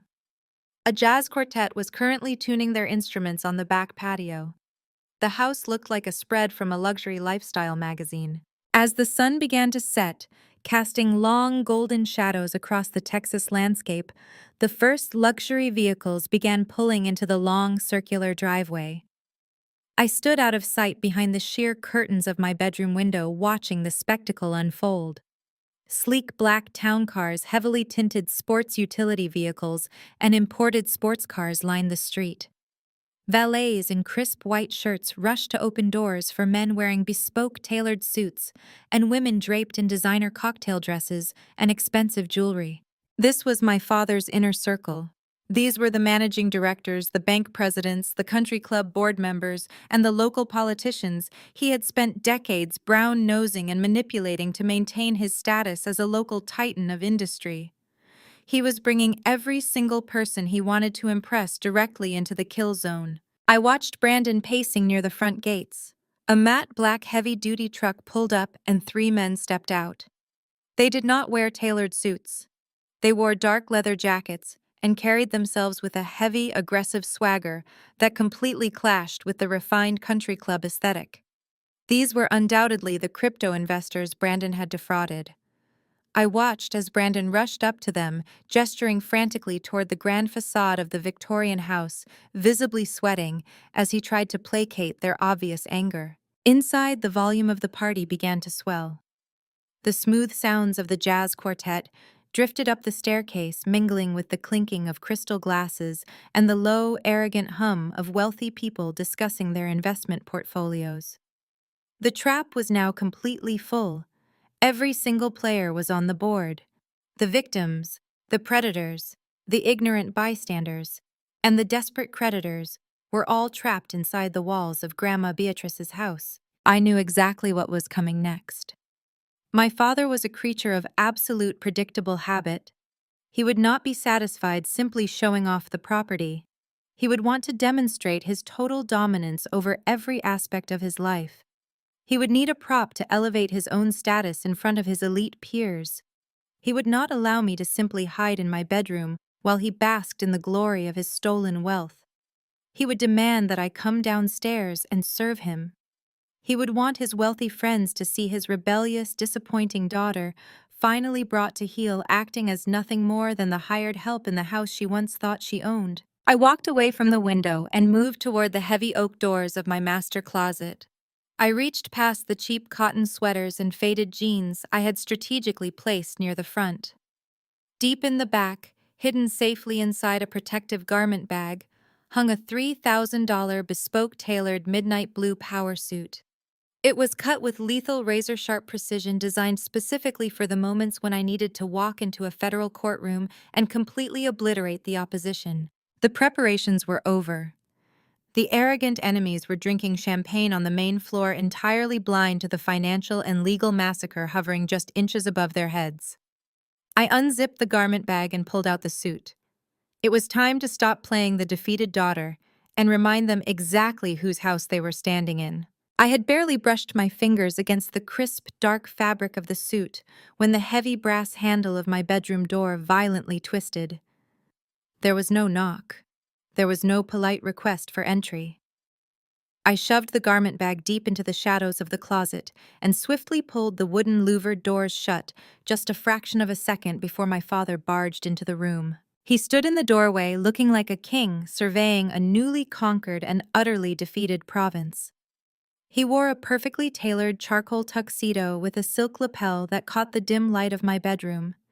His silver hair was impeccably styled, and a smug, triumphant flush colored his cheeks. It was the distinct glow of a narcissist who had spent the last hour consuming expensive scotch and basking in the unearned admiration of his peers. He looked down his nose at me, his eyes sweeping over my faded sweatpants and the messy knot of hair on top of my head. His gaze then shifted to the cheap cardboard boxes I had deliberately scattered across the floor. A cruel, satisfied smile spread across his face. "I am glad to see you are finally taking this eviction seriously, Whitney," he said, his booming voice filling the quiet space of my room. "It is about time you accepted reality." I kept my head slightly bowed, maintaining the illusion of the broken daughter. I clasped my hands together in front of me, making sure my shoulders remained slumped. "Is there something you need, Dad?" I asked, keeping my voice soft and deliberately hesitant. "I am trying to finish packing like Linda asked." My father stepped fully into the room, closing the door behind him. The muffled sounds of the jazz quartet and the low hum of wealthy party guests vibrating through the floorboards were momentarily cut off. He did not come upstairs to check on my packing progress. He had a very specific, very malicious purpose for interrupting my isolation. He held out his left hand. Clutched in his fingers was a cheap, stiff, black cotton apron, the kind worn by the temporary catering staff currently circulating through my dining room downstairs. He tossed it unceremoniously onto my bed. It landed right next to my pillow like a dark stain. "Put that on," he ordered, his tone leaving absolutely zero room for negotiation. "We have a situation downstairs and you are going to make yourself useful for once in your miserable life." I looked at the black apron and then back up at him, allowing a look of manufactured confusion to cross my face. "I do not understand," I said, playing the part flawlessly. "You want me to wear a catering apron?" My father crossed his arms over his broad chest. The event planners severely underestimated the turnout. He explained, his annoyance palpable. "I invited the absolute top tier of the local financial sector, and apparently, word got around about the exclusivity of the property. We have 2 bank presidents, a dozen venture capitalists, and several managing directors from top private equity firms currently standing in our living room. The catering staff is completely overwhelmed. They do not have enough servers to pass the hors d'oeuvres and keep the champagne glasses filled. You are going to go down there and help them." I let my eyes widen, projecting pure manufactured panic. "You want me to serve food to your friends?" I asked, my voice trembling with artificial anxiety. "Dad, please do not make me do that. I am not dressed for a party. I am not comfortable around those kinds of people. You know I get nervous in large crowds." This was the exact reaction he wanted. His chest puffed out even further, entirely validated by my supposed weakness. "I do not care about your comfort, Whitney," he snapped, stepping closer to me, his imposing height designed to intimidate. "You have been living in this historic multi-million-dollar property completely rent-free for years. You have been playing house while contributing absolutely nothing to the family legacy. It is time you finally earned your keep. You are going to put that apron over your clothes, march down those stairs, and pass the Wagyu beef sliders to the men who actually run this city." The sheer audacity of his demand was breathtaking. It was not enough that he had forged a federal document to steal my home. It was not enough that he was actively committing tax fraud to cover his son's catastrophic debts. He needed to physically parade me in front of his elite peers as a servant. He wanted his wealthy friends to see his disappointing, estranged daughter brought to heel, reduced to carrying a silver tray and picking up their discarded napkins. It was a calculated, deliberate act of psychological destruction meant to reinforce my position at the absolute bottom of the family hierarchy. "Look at your brother." My father continued, his voice dripping with misplaced pride. "Brandon is downstairs right now negotiating with high-net-worth individuals. He is entertaining men who control billions in capital. He is projecting vision and leadership. He is proving that he has what it takes to carry the family name into the next generation. And what are you doing? You are hiding in your bedroom, packing your cheap clothes into cardboard boxes because you failed to build a meaningful career." I stared at him, letting his brutal words wash over me. If he only knew the truth. If he only knew that I sat in boardrooms negotiating settlements that dwarfed the combined net worth of every single man currently standing in my living room. If he only knew that Brandon was actively sweating through his designer shirt, terrified that his violent crypto investors were going to break his legs before the night was over. "You are a 33-year-old legal clerk who fetches coffee for a living." My father sneered, his absolute disdain for my supposed profession completely undisguised. Serving food to my guests is hardly a step down from your current corporate status. In fact, it might be the most valuable networking opportunity you have ever had. Maybe if you show some humility and a good work ethic, one of my partners might offer you a filing job at a real company. I forced a single tear to well up in the corner of my eye, a masterful physical reaction that I had perfected during grueling trial preparations. Dad, please, I whispered, looking down at the floor. It is humiliating. Linda already told everyone I am being evicted. If I go down there as a waitress, they will laugh at me. My father did not soften. His eyes remained as cold and unyielding as granite. That is exactly the point, Whitney. You need a harsh lesson in humility. You have always been far too stubborn and far too independent for your own good. You isolated yourself from this family because you thought you were better than us. Now you are facing the real world, and the real world does not care about your fragile feelings. You are going to go down there, and you are going to serve my guests with a smile on your face. You will address them as Sir and Ma'am. You will not make eye contact unless spoken to. You will stay out of the main conversations and you will keep their glasses full. He stepped back, pointing a stiff authoritative finger directly at my face, delivering the final brutal ultimatum. If you refuse to put that apron on, I am not giving you 30 days to vacate this property. I will call the local precinct right now. I will show them the recorded deed proving I am the sole legal owner of this house, and I will have you removed for trespassing tonight. You can take whatever you can carry in your bare hands and figure out where to sleep on the street. The threat was explicit and violent. He was entirely willing to render his own daughter homeless in the middle of the night simply because she hesitated to act as his personal servant. He truly believed he held the power of life and death over my immediate future. I slowly reached out and picked up the cheap black cotton apron from the bed. My hands shook slightly, a deliberate physical manifestation of my supposed surrender. I looked at the rough fabric and then back at my father. Okay, I whispered, my voice entirely devoid of hope. I will do it. I will come downstairs and help the catering staff. Just please do not throw me out tonight. I have nowhere else to go. My father smiled, a tight, victorious expression that conveyed absolute patriarchal triumph. Good, he said, smoothing the lapels of his expensive tuxedo. It is nice to see you finally showing some respect for authority. Wash your face and get downstairs in 5 minutes.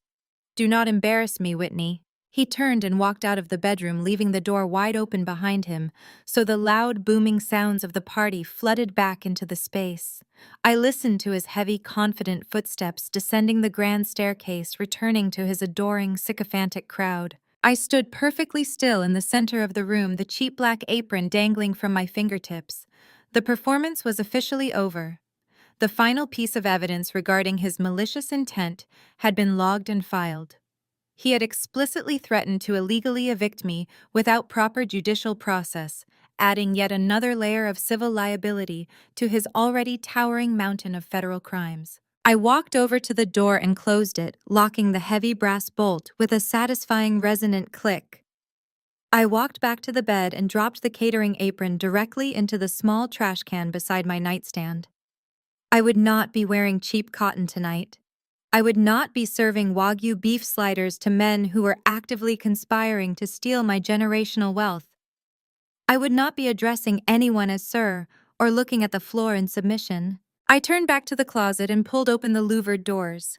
The midnight blue bespoke power suit hung there, pristine and lethal, waiting for its moment. I ran my hand along the sharp, immaculate lapel, feeling the heavy, expensive weight of the fabric. My father wanted me to come downstairs and earn my keep. He wanted me to show his elite peers exactly where I stood in the family hierarchy. I was going to give him exactly what he asked for. I was going to walk down those stairs and introduce myself to every single one of his wealthy investors. But I was not going to be holding a silver tray of champagne flutes. I was going to be holding the very sharp, very heavy blade of the federal justice system. The time for hiding in the shadows and gathering evidence was officially complete. It was time to initiate the public execution. The transformation took exactly 22 minutes. I stripped away the faded, oversized college sweatshirt and the baggy sweatpants that had served as my camouflage for the past 2 weeks. I stepped into the midnight blue bespoke suit. The fabric draped over my frame with lethal precision. The shoulders were sharp and commanding.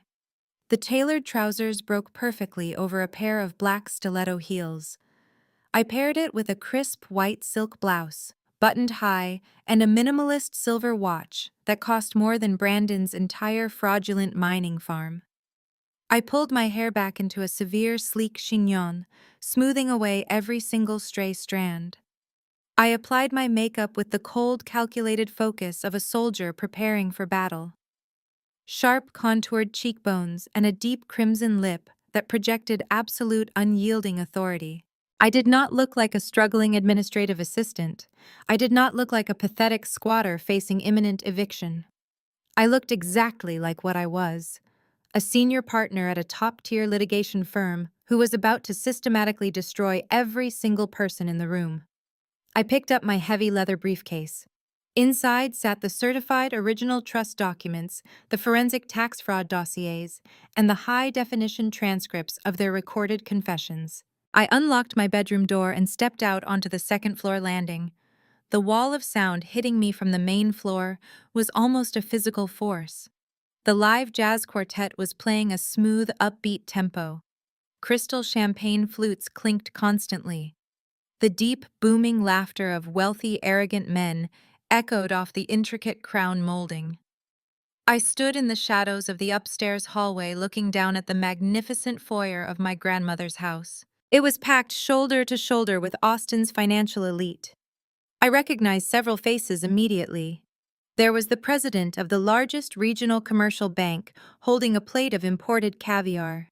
There were three prominent private equity managers standing by the fireplace, evaluating the original stonework. Near the front door, I spotted Brandon's shady crypto investors. They looked entirely out of place in their dark leather jackets, glaring menacingly at Brandon, while he desperately tried to placate them with empty promises and sweeping gestures toward the expensive crowd. Right in the center of the grand foyer, holding court under the massive crystal chandelier, stood my father. He was holding a glass of premium scotch, laughing loudly at a joke made by a venture capitalist. He was completely in his element, absorbing the admiration of his peers, thriving on the absolute certainty that he had won. He was a man who believed he had successfully stolen a multi-million-dollar asset and erased his own daughter without breaking a sweat. I stepped up to the edge of the grand staircase. The first step I took was deliberate. The sharp, heavy click of my stiletto heel against the polished hardwood echoed out. I took another step. Click, then another. Click. I did not rush. I descended the sweeping curved staircase with the slow, hypnotic grace of a predator entering the feeding ground. The woman standing nearest to the staircase, a wealthy socialite draped in diamonds, was the first to notice me. She stopped mid-sentence, her champagne glass hovering near her mouth, her eyes widening as she took in the stark, commanding presence moving down the stairs. She nudged her husband.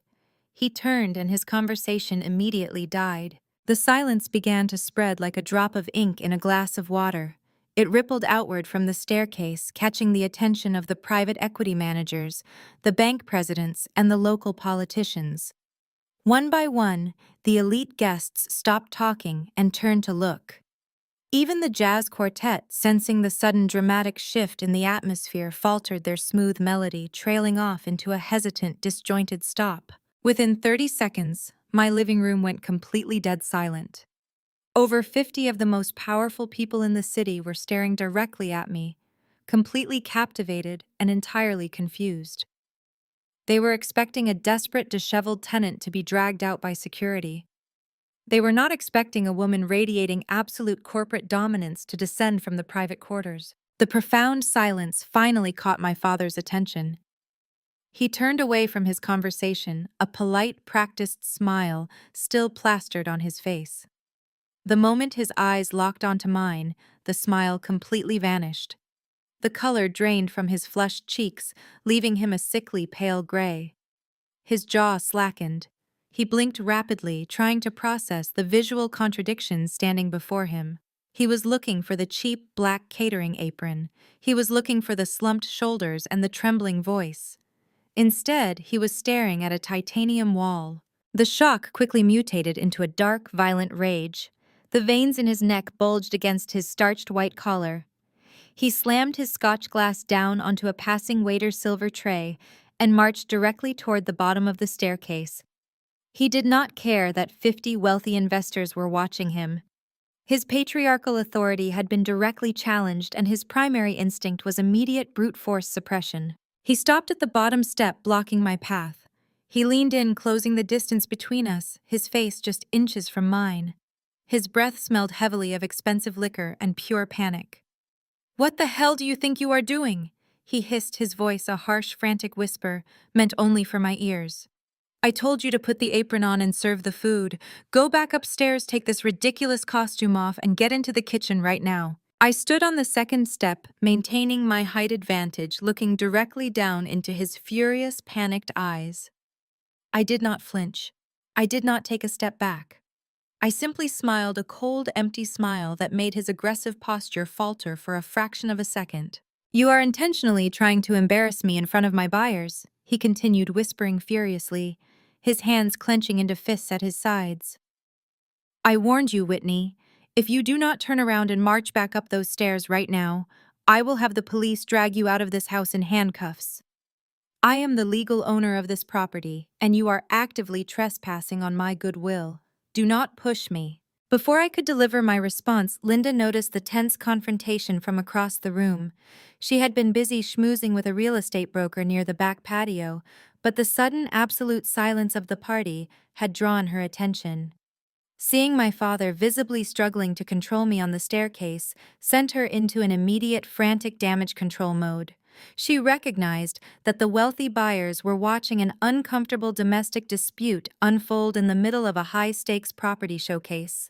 She needed to neutralize the threat and restore the pristine aesthetic immediately. She rushed across the foyer, her designer heels clicking rapidly against the floor.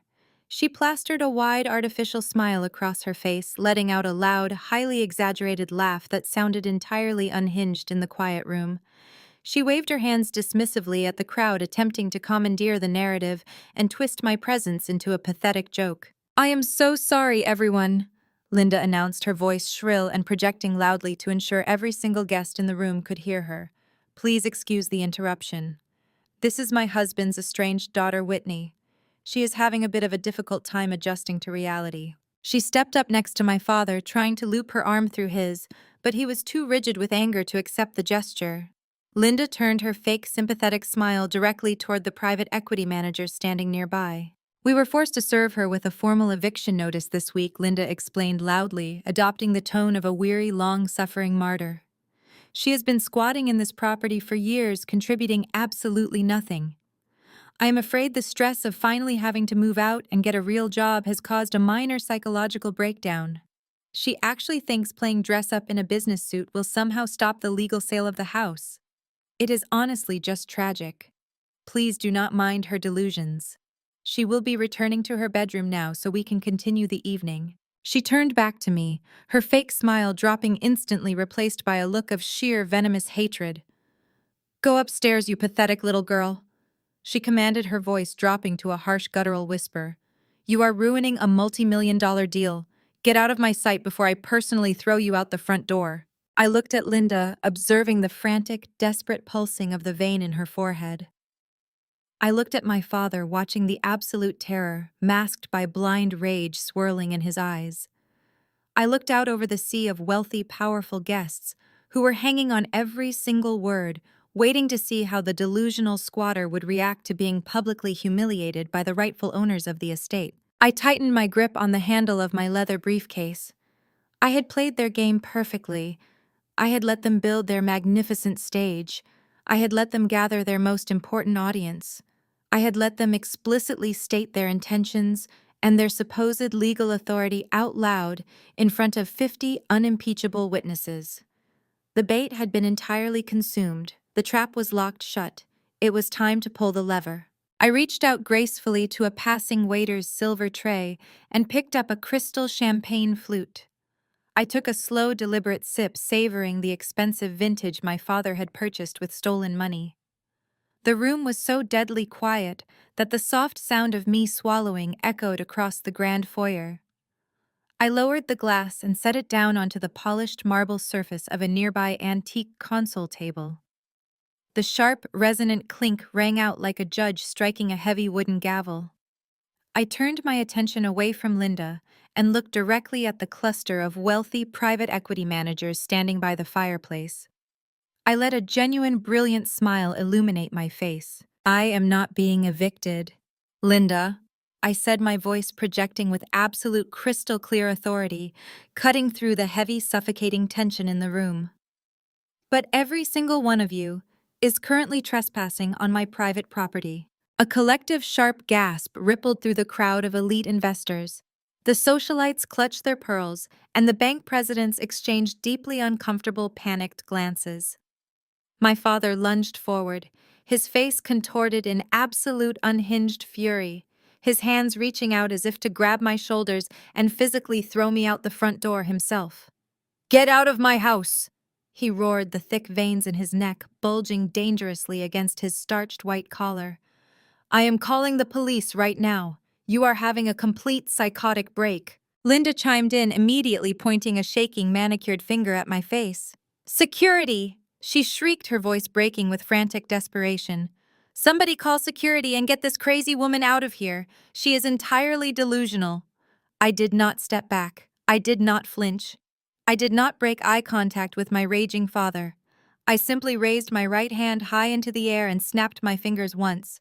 It was a sharp, commanding sound that sliced cleanly through their hysterical screaming. The massive, heavy oak front doors of the Victorian house swung open instantly. The cool evening breeze swept into the stifling, crowded foyer, carrying with it the undeniable heavy weight of federal justice. 3 towering men wearing immaculate, dark-tailored suits marched into the house.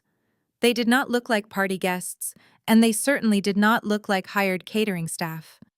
They moved with the synchronized, lethal precision of highly trained tactical operators entering a hostile combat zone. Leading the pack was Harrison, my lead forensic investigator, carrying 2 massive heavy leather legal briefcases. Flanking him were 2 off-duty law enforcement officers I had retained through my firm for private security details.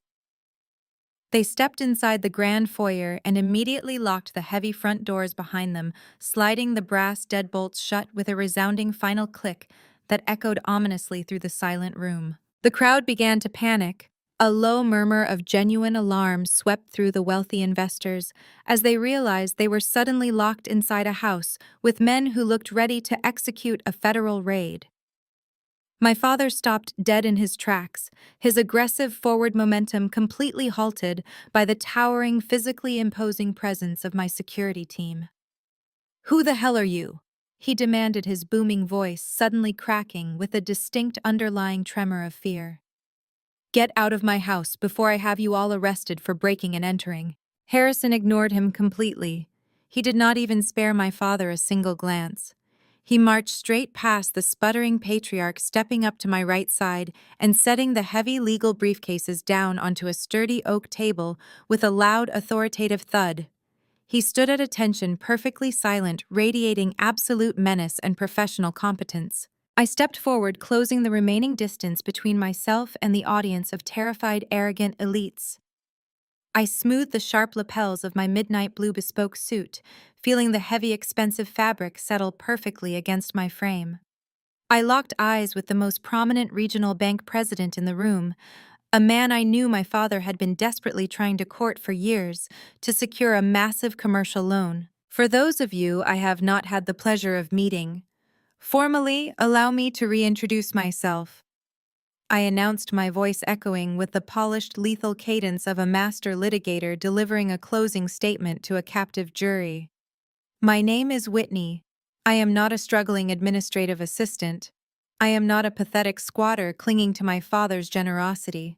I am a senior partner specializing in real estate fraud litigation at Crawford & Cole." The impact of the firm name dropped like a physical bomb into the very center of the grand foyer.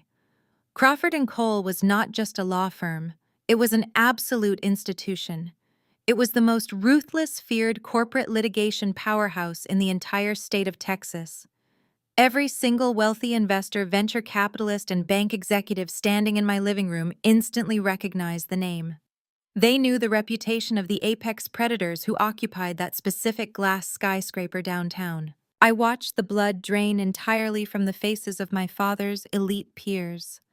The bank president took a sudden, terrified step backward, physically bumping into a waiter holding a tray of caviar. A wealthy real estate developer near the back of the crowd actually dropped his champagne glass, letting it shatter spectacularly against the hardwood floor.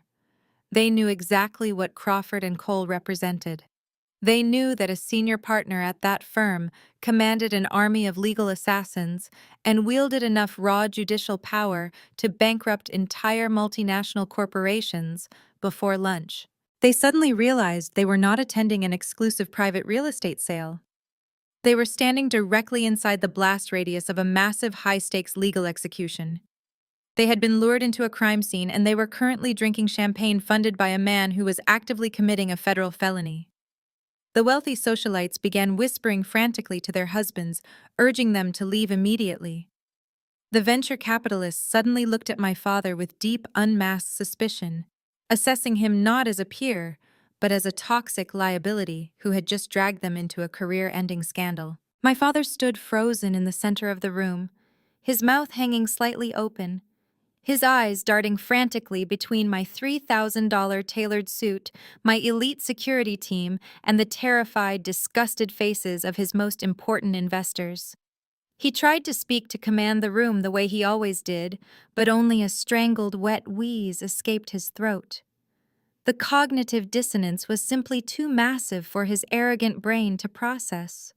The worthless, obedient daughter he had relentlessly mocked and tormented for over a decade was suddenly standing before him as one of the most powerful legal figures in the state. Linda was gripping the wooden banister of the grand staircase so tightly, her knuckles had turned completely white.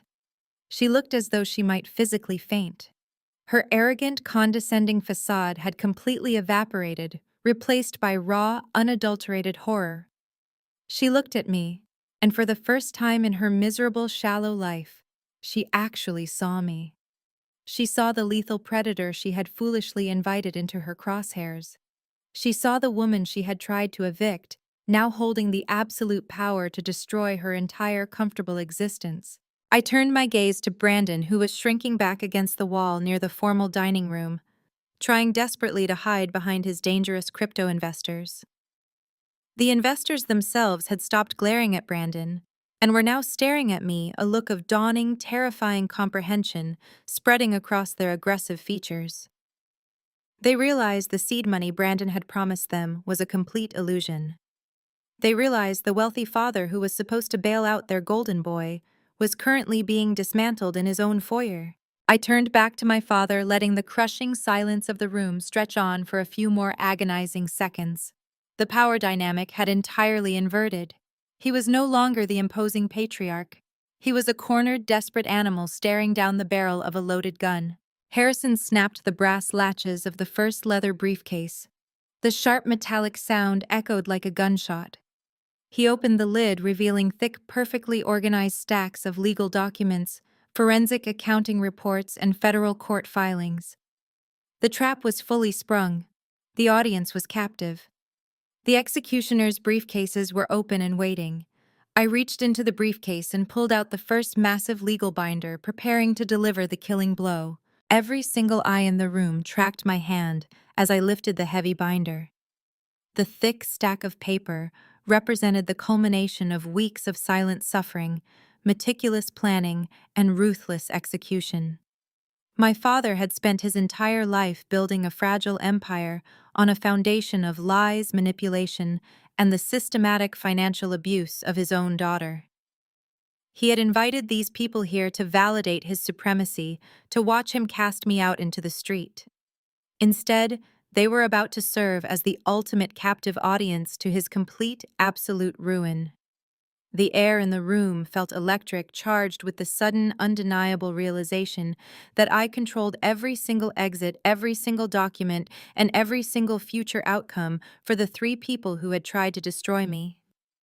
I took a deep breath, letting the sweet, intoxicating taste of pure vengeance settle into my chest. The real estate magnate, the cruel stepmother, and the golden child were completely trapped, and I was holding the keys to their cells. I stepped off the final stair and walked directly up to my father. He stood paralyzed as I slammed the massive 4-inch thick legal binder directly against his chest. Instinct forced him to grab it. The sheer physical weight of the evidence made him stagger backward a fraction of an inch. I turned my back to him, immediately addressing the silent, captivated room. What my father Thomas just attempted to sell you tonight is a stunning piece of historic architecture, I announced, my voice echoing clearly through the grand foyer. It is also completely and legally untouchable. I walked toward the private equity managers who had been admiring the stonework earlier. 15 years ago, my grandmother, Beatrice Harrington, foresaw this exact scenario. She knew her son was driven by a toxic, insatiable greed. She approached me when I was just beginning my legal career, and together we drafted an absolute masterpiece of asset protection.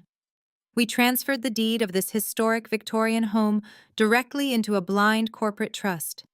It is not owned by a person, but by a corporate entity of which I am the sole executor and primary beneficiary. The bank presidents in the room instantly stiffened. They understood the gravity of corporate asset law. When Thomas filed a quitclaim deed last week to evict me and claim this property, he did not just commit standard state-level forgery. I explained, pacing slowly to ensure every guest heard every word.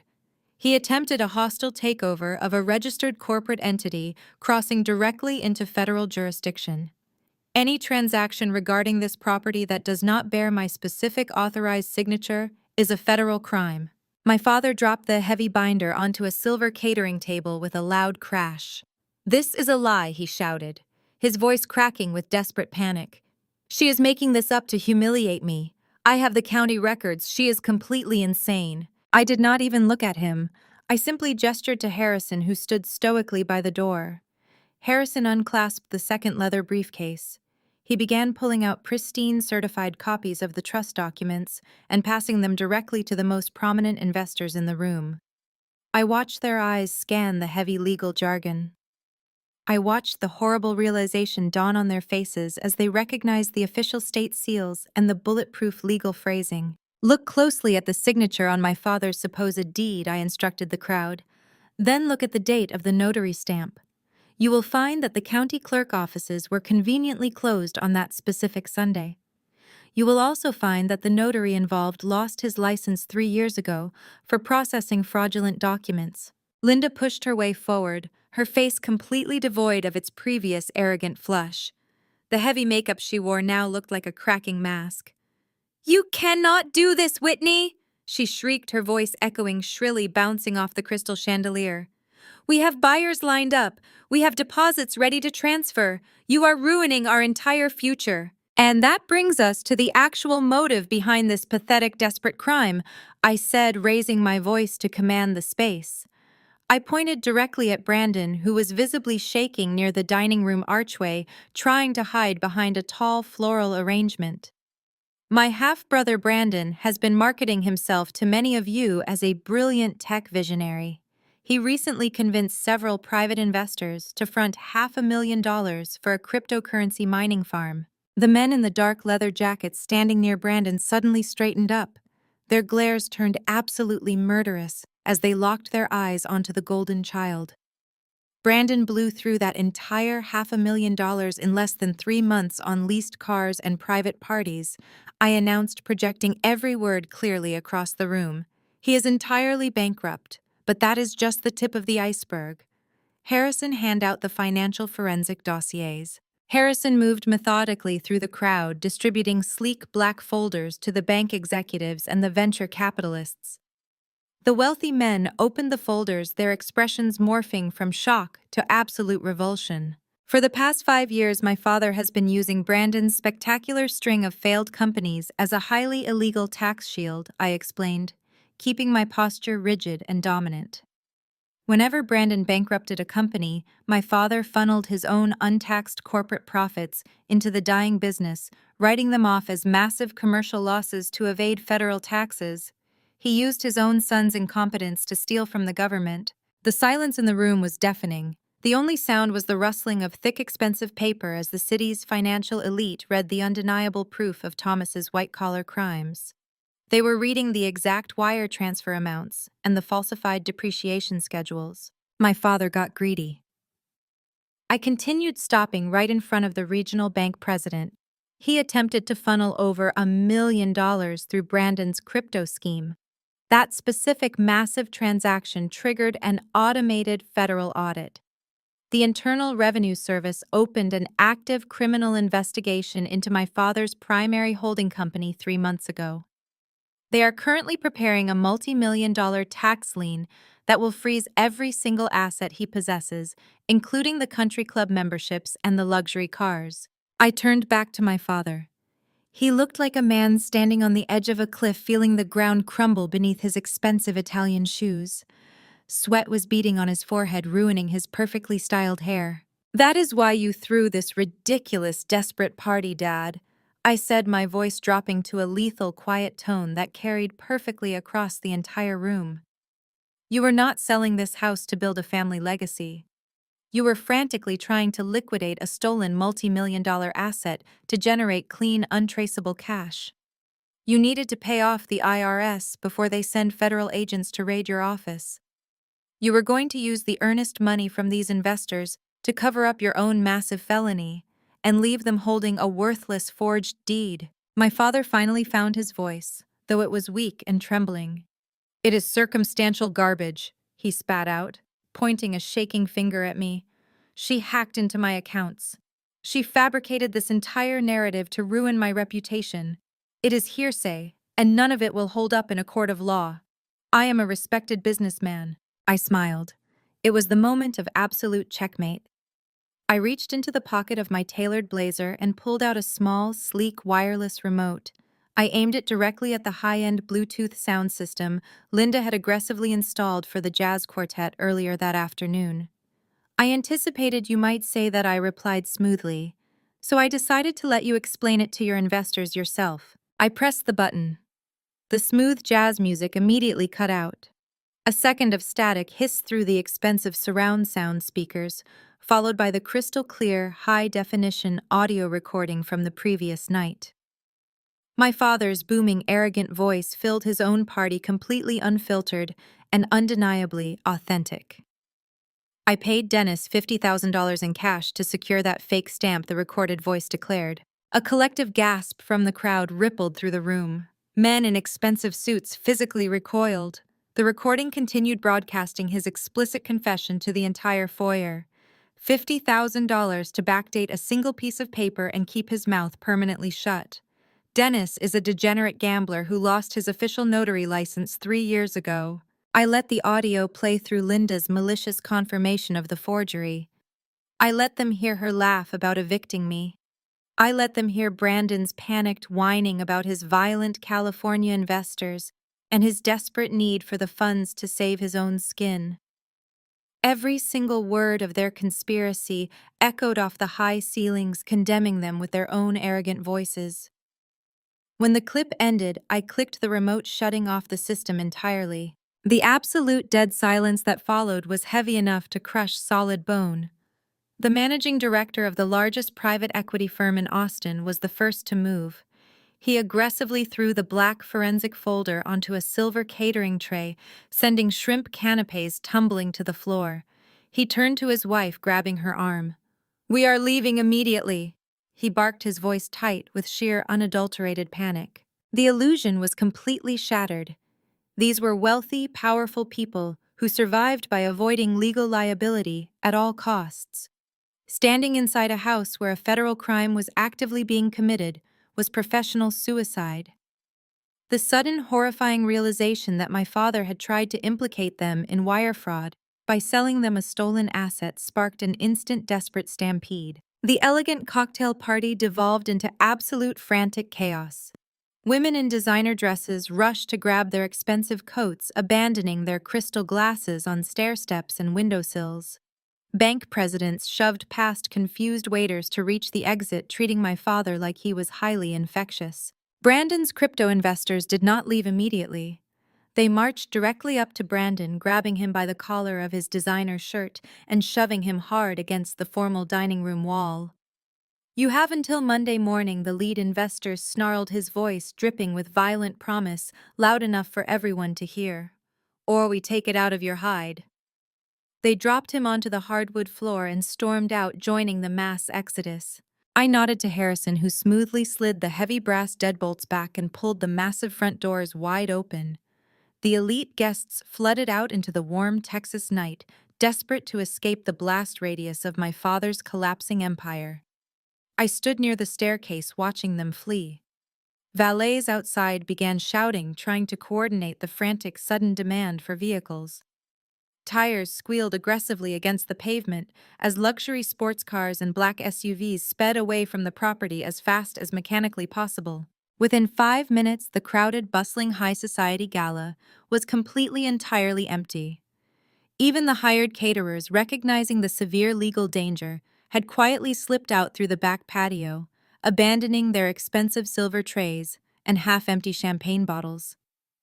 The massive historic house fell incredibly silent, leaving only the ruins of a destroyed dynasty in its wake. The heavy oak doors remained firmly shut.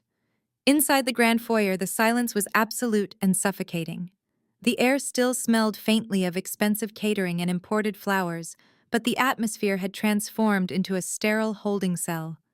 Harrison stood impassively by the exit, blocking the only viable path to freedom.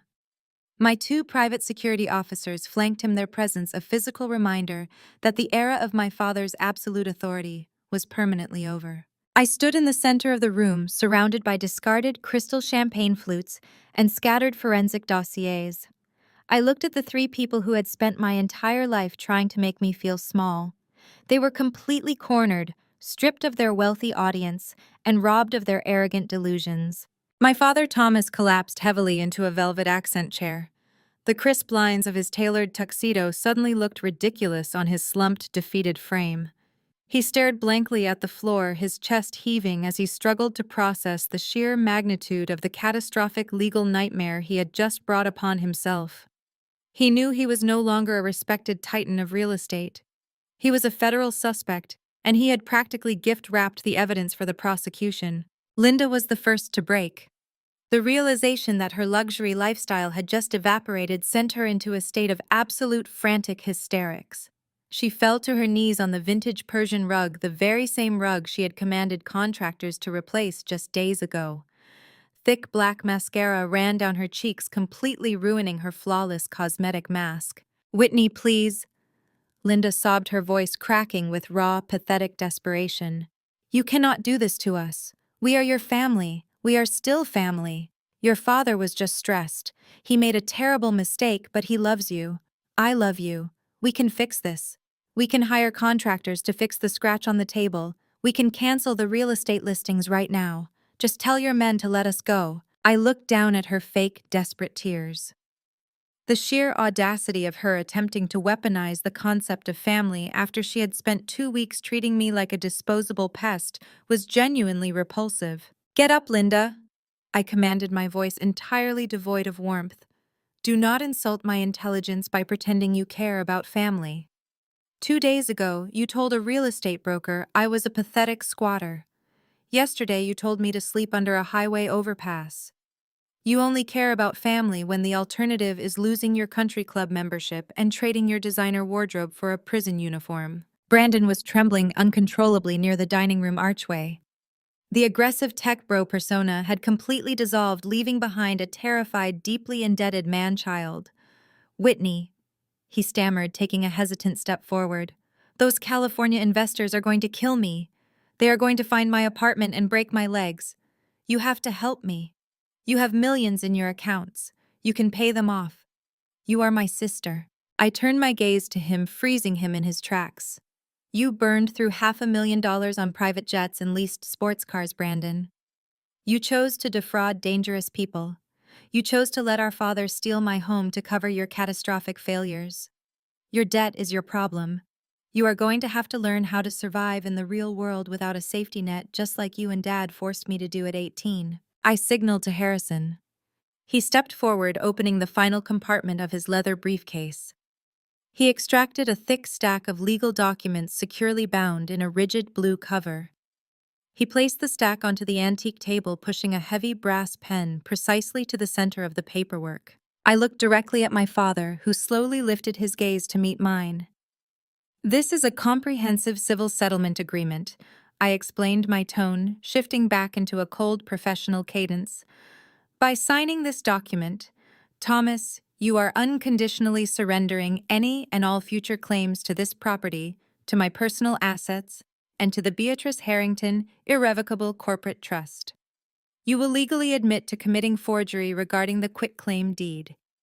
You will explicitly waive your right to contest this agreement in any civil court." My father stared at the document, his hands shaking. "And if I sign this," he rasped, his voice sounding 10 years older, "you drop the criminal charges, you make this go away." I smiled, a sharp, predatory smile that held absolutely zero mercy. "No," I replied simply. The remaining color drained from his face. "What do you mean, no? You just said this is a settlement." "It is a civil settlement, Dad," I clarified. "It protects you from me completely bankrupting you in a civil court for extreme emotional distress, property damage, and gross negligence. It prevents me from taking whatever meager assets you might have left. But it does not protect you from the federal government." I stepped closer to him, forcing him to look directly into my eyes. "I want you to understand exactly how thoroughly you have been defeated.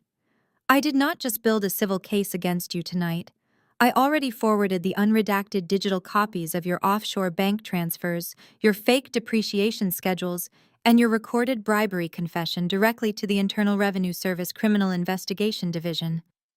The emails were sent automatically at 7 o'clock tonight, right as you were greeting your first-party guests. The federal authorities already have everything." My father let out a choked, agonizing sound. He buried his face in his hands, physically devastated by the realization that his destruction was absolute and irreversible. He had lost everything: his wealth, his reputation, his freedom, and the daughter he had consistently underestimated. "You have two choices tonight," I continued, gesturing to the brass pen. "You can sign this confession and surrender your civil claims, avoiding a lengthy public trial where I slowly dissect your entire life in front of a jury. Or you can refuse to sign it, and I will personally ensure that my litigation firm drains every single penny you possess before the federal prosecutors even bring you to trial. Either way, you have lost. Sign the paper." He did not argue. He did not attempt to negotiate or utilize his usual intimidating tactics. The patriarch was dead. He picked up the brass pen with trembling fingers and signed his name on the dotted lines, legally binding his own defeat. He passed the pen to Linda, who sobbed hysterically as she signed away her rights. Brandon was the last to sign, his hand shaking so violently he could barely form the letters. Harrison smoothly collected the documents, sliding them back into the secure briefcase. The legal guillotine had fallen. "Now," I said, stepping back and addressing all three of them, "you have exactly 30 minutes to vacate my property. Since you were so eager to evict me and stage this house for sale, I assume you do not have much to pack. Harrison, please provide the guests with suitable luggage." Harrison reached into his coat pocket and pulled out a tightly rolled package of heavy-duty black plastic trash bags. He tossed them onto the floor right at Brandon's feet. "You want us to pack our things in garbage bags?" Linda shrieked, fresh horror washing over her face. "We have expensive designer clothing. We cannot carry our belongings out in trash bags." "You are going to pack whatever you can fit into those bags in 30 minutes, I corrected her, my voice carrying the absolute finality of a judge delivering a sentence. "Any items left behind after 30 minutes will be considered legally abandoned property, and I will have my contractors throw them into a dumpster tomorrow morning. Your 30-day notice was just instantly revoked due to your involvement in a federal felony on the premises. Your time starts right now." They did not waste a single second, the sheer terror of the situation finally overriding their vanity. Linda scrambled up the stairs, her expensive heels discarded in her frantic rush to salvage her jewelry and designer shoes. Brandon sprinted toward the guest room, frantically stuffing his tangled computer cables and expensive gaming monitors into the black plastic bags, sobbing openly as he realized he had nowhere safe to go. My father simply stood up and walked toward the coat closet, pulling out his overcoat and staring blankly at the wall, a hollow, shattered shell of a man. Exactly 30 minutes later, they stood in the grand foyer, clutching heavy, bulging black trash bags. They looked entirely absurd. The wealthy, arrogant invaders reduced to carrying their worldly possessions in disposable plastic. My private security officers escorted them out the front doors, marching them down the long driveway, and explicitly ordering them never to return. I watched from the threshold as they loaded their garbage bags into their luxury SUV. The taillights flickered in the darkness as they drove away into the night, banished permanently from the kingdom they had tried to steal. I closed the heavy oak doors and slid the brass deadbolts shut, locking them securely into place. I stood alone in the grand foyer, taking a deep, steadying breath. The house was finally quiet. The toxic, suffocating shadow of my family had been permanently eradicated. I had reclaimed my territory, my dignity, and my grandmother's legacy. The silent ascent was over, and the view from the top was absolutely spectacular. 6 weeks later, a gentle morning breeze swept across the wraparound porch of my historic Victorian home. I sat in a comfortable wicker chair wearing a soft, oversized sweater and holding a warm mug of freshly brewed coffee. The antique mahogany dining table inside had been perfectly restored by a professional woodworker, erasing the last physical reminder of Brandon's violent disrespect. I opened my tablet, scrolling through the morning news updates.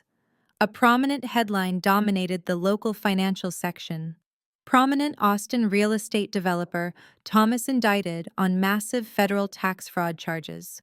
The article detailed the multi-million-dollar liens, the frozen corporate assets, and the severe prison sentences he and his associates were currently facing. The investigation had rapidly expanded, sweeping up his corrupt notary and permanently shuttering Brandon's fraudulent LLCs. I took a slow, peaceful sip of my coffee, letting the rich, dark flavor settle on my tongue. I looked out over the manicured front lawn, watching the sunlight filter through the leaves of the old oak tree. The air smelled sweet and clear.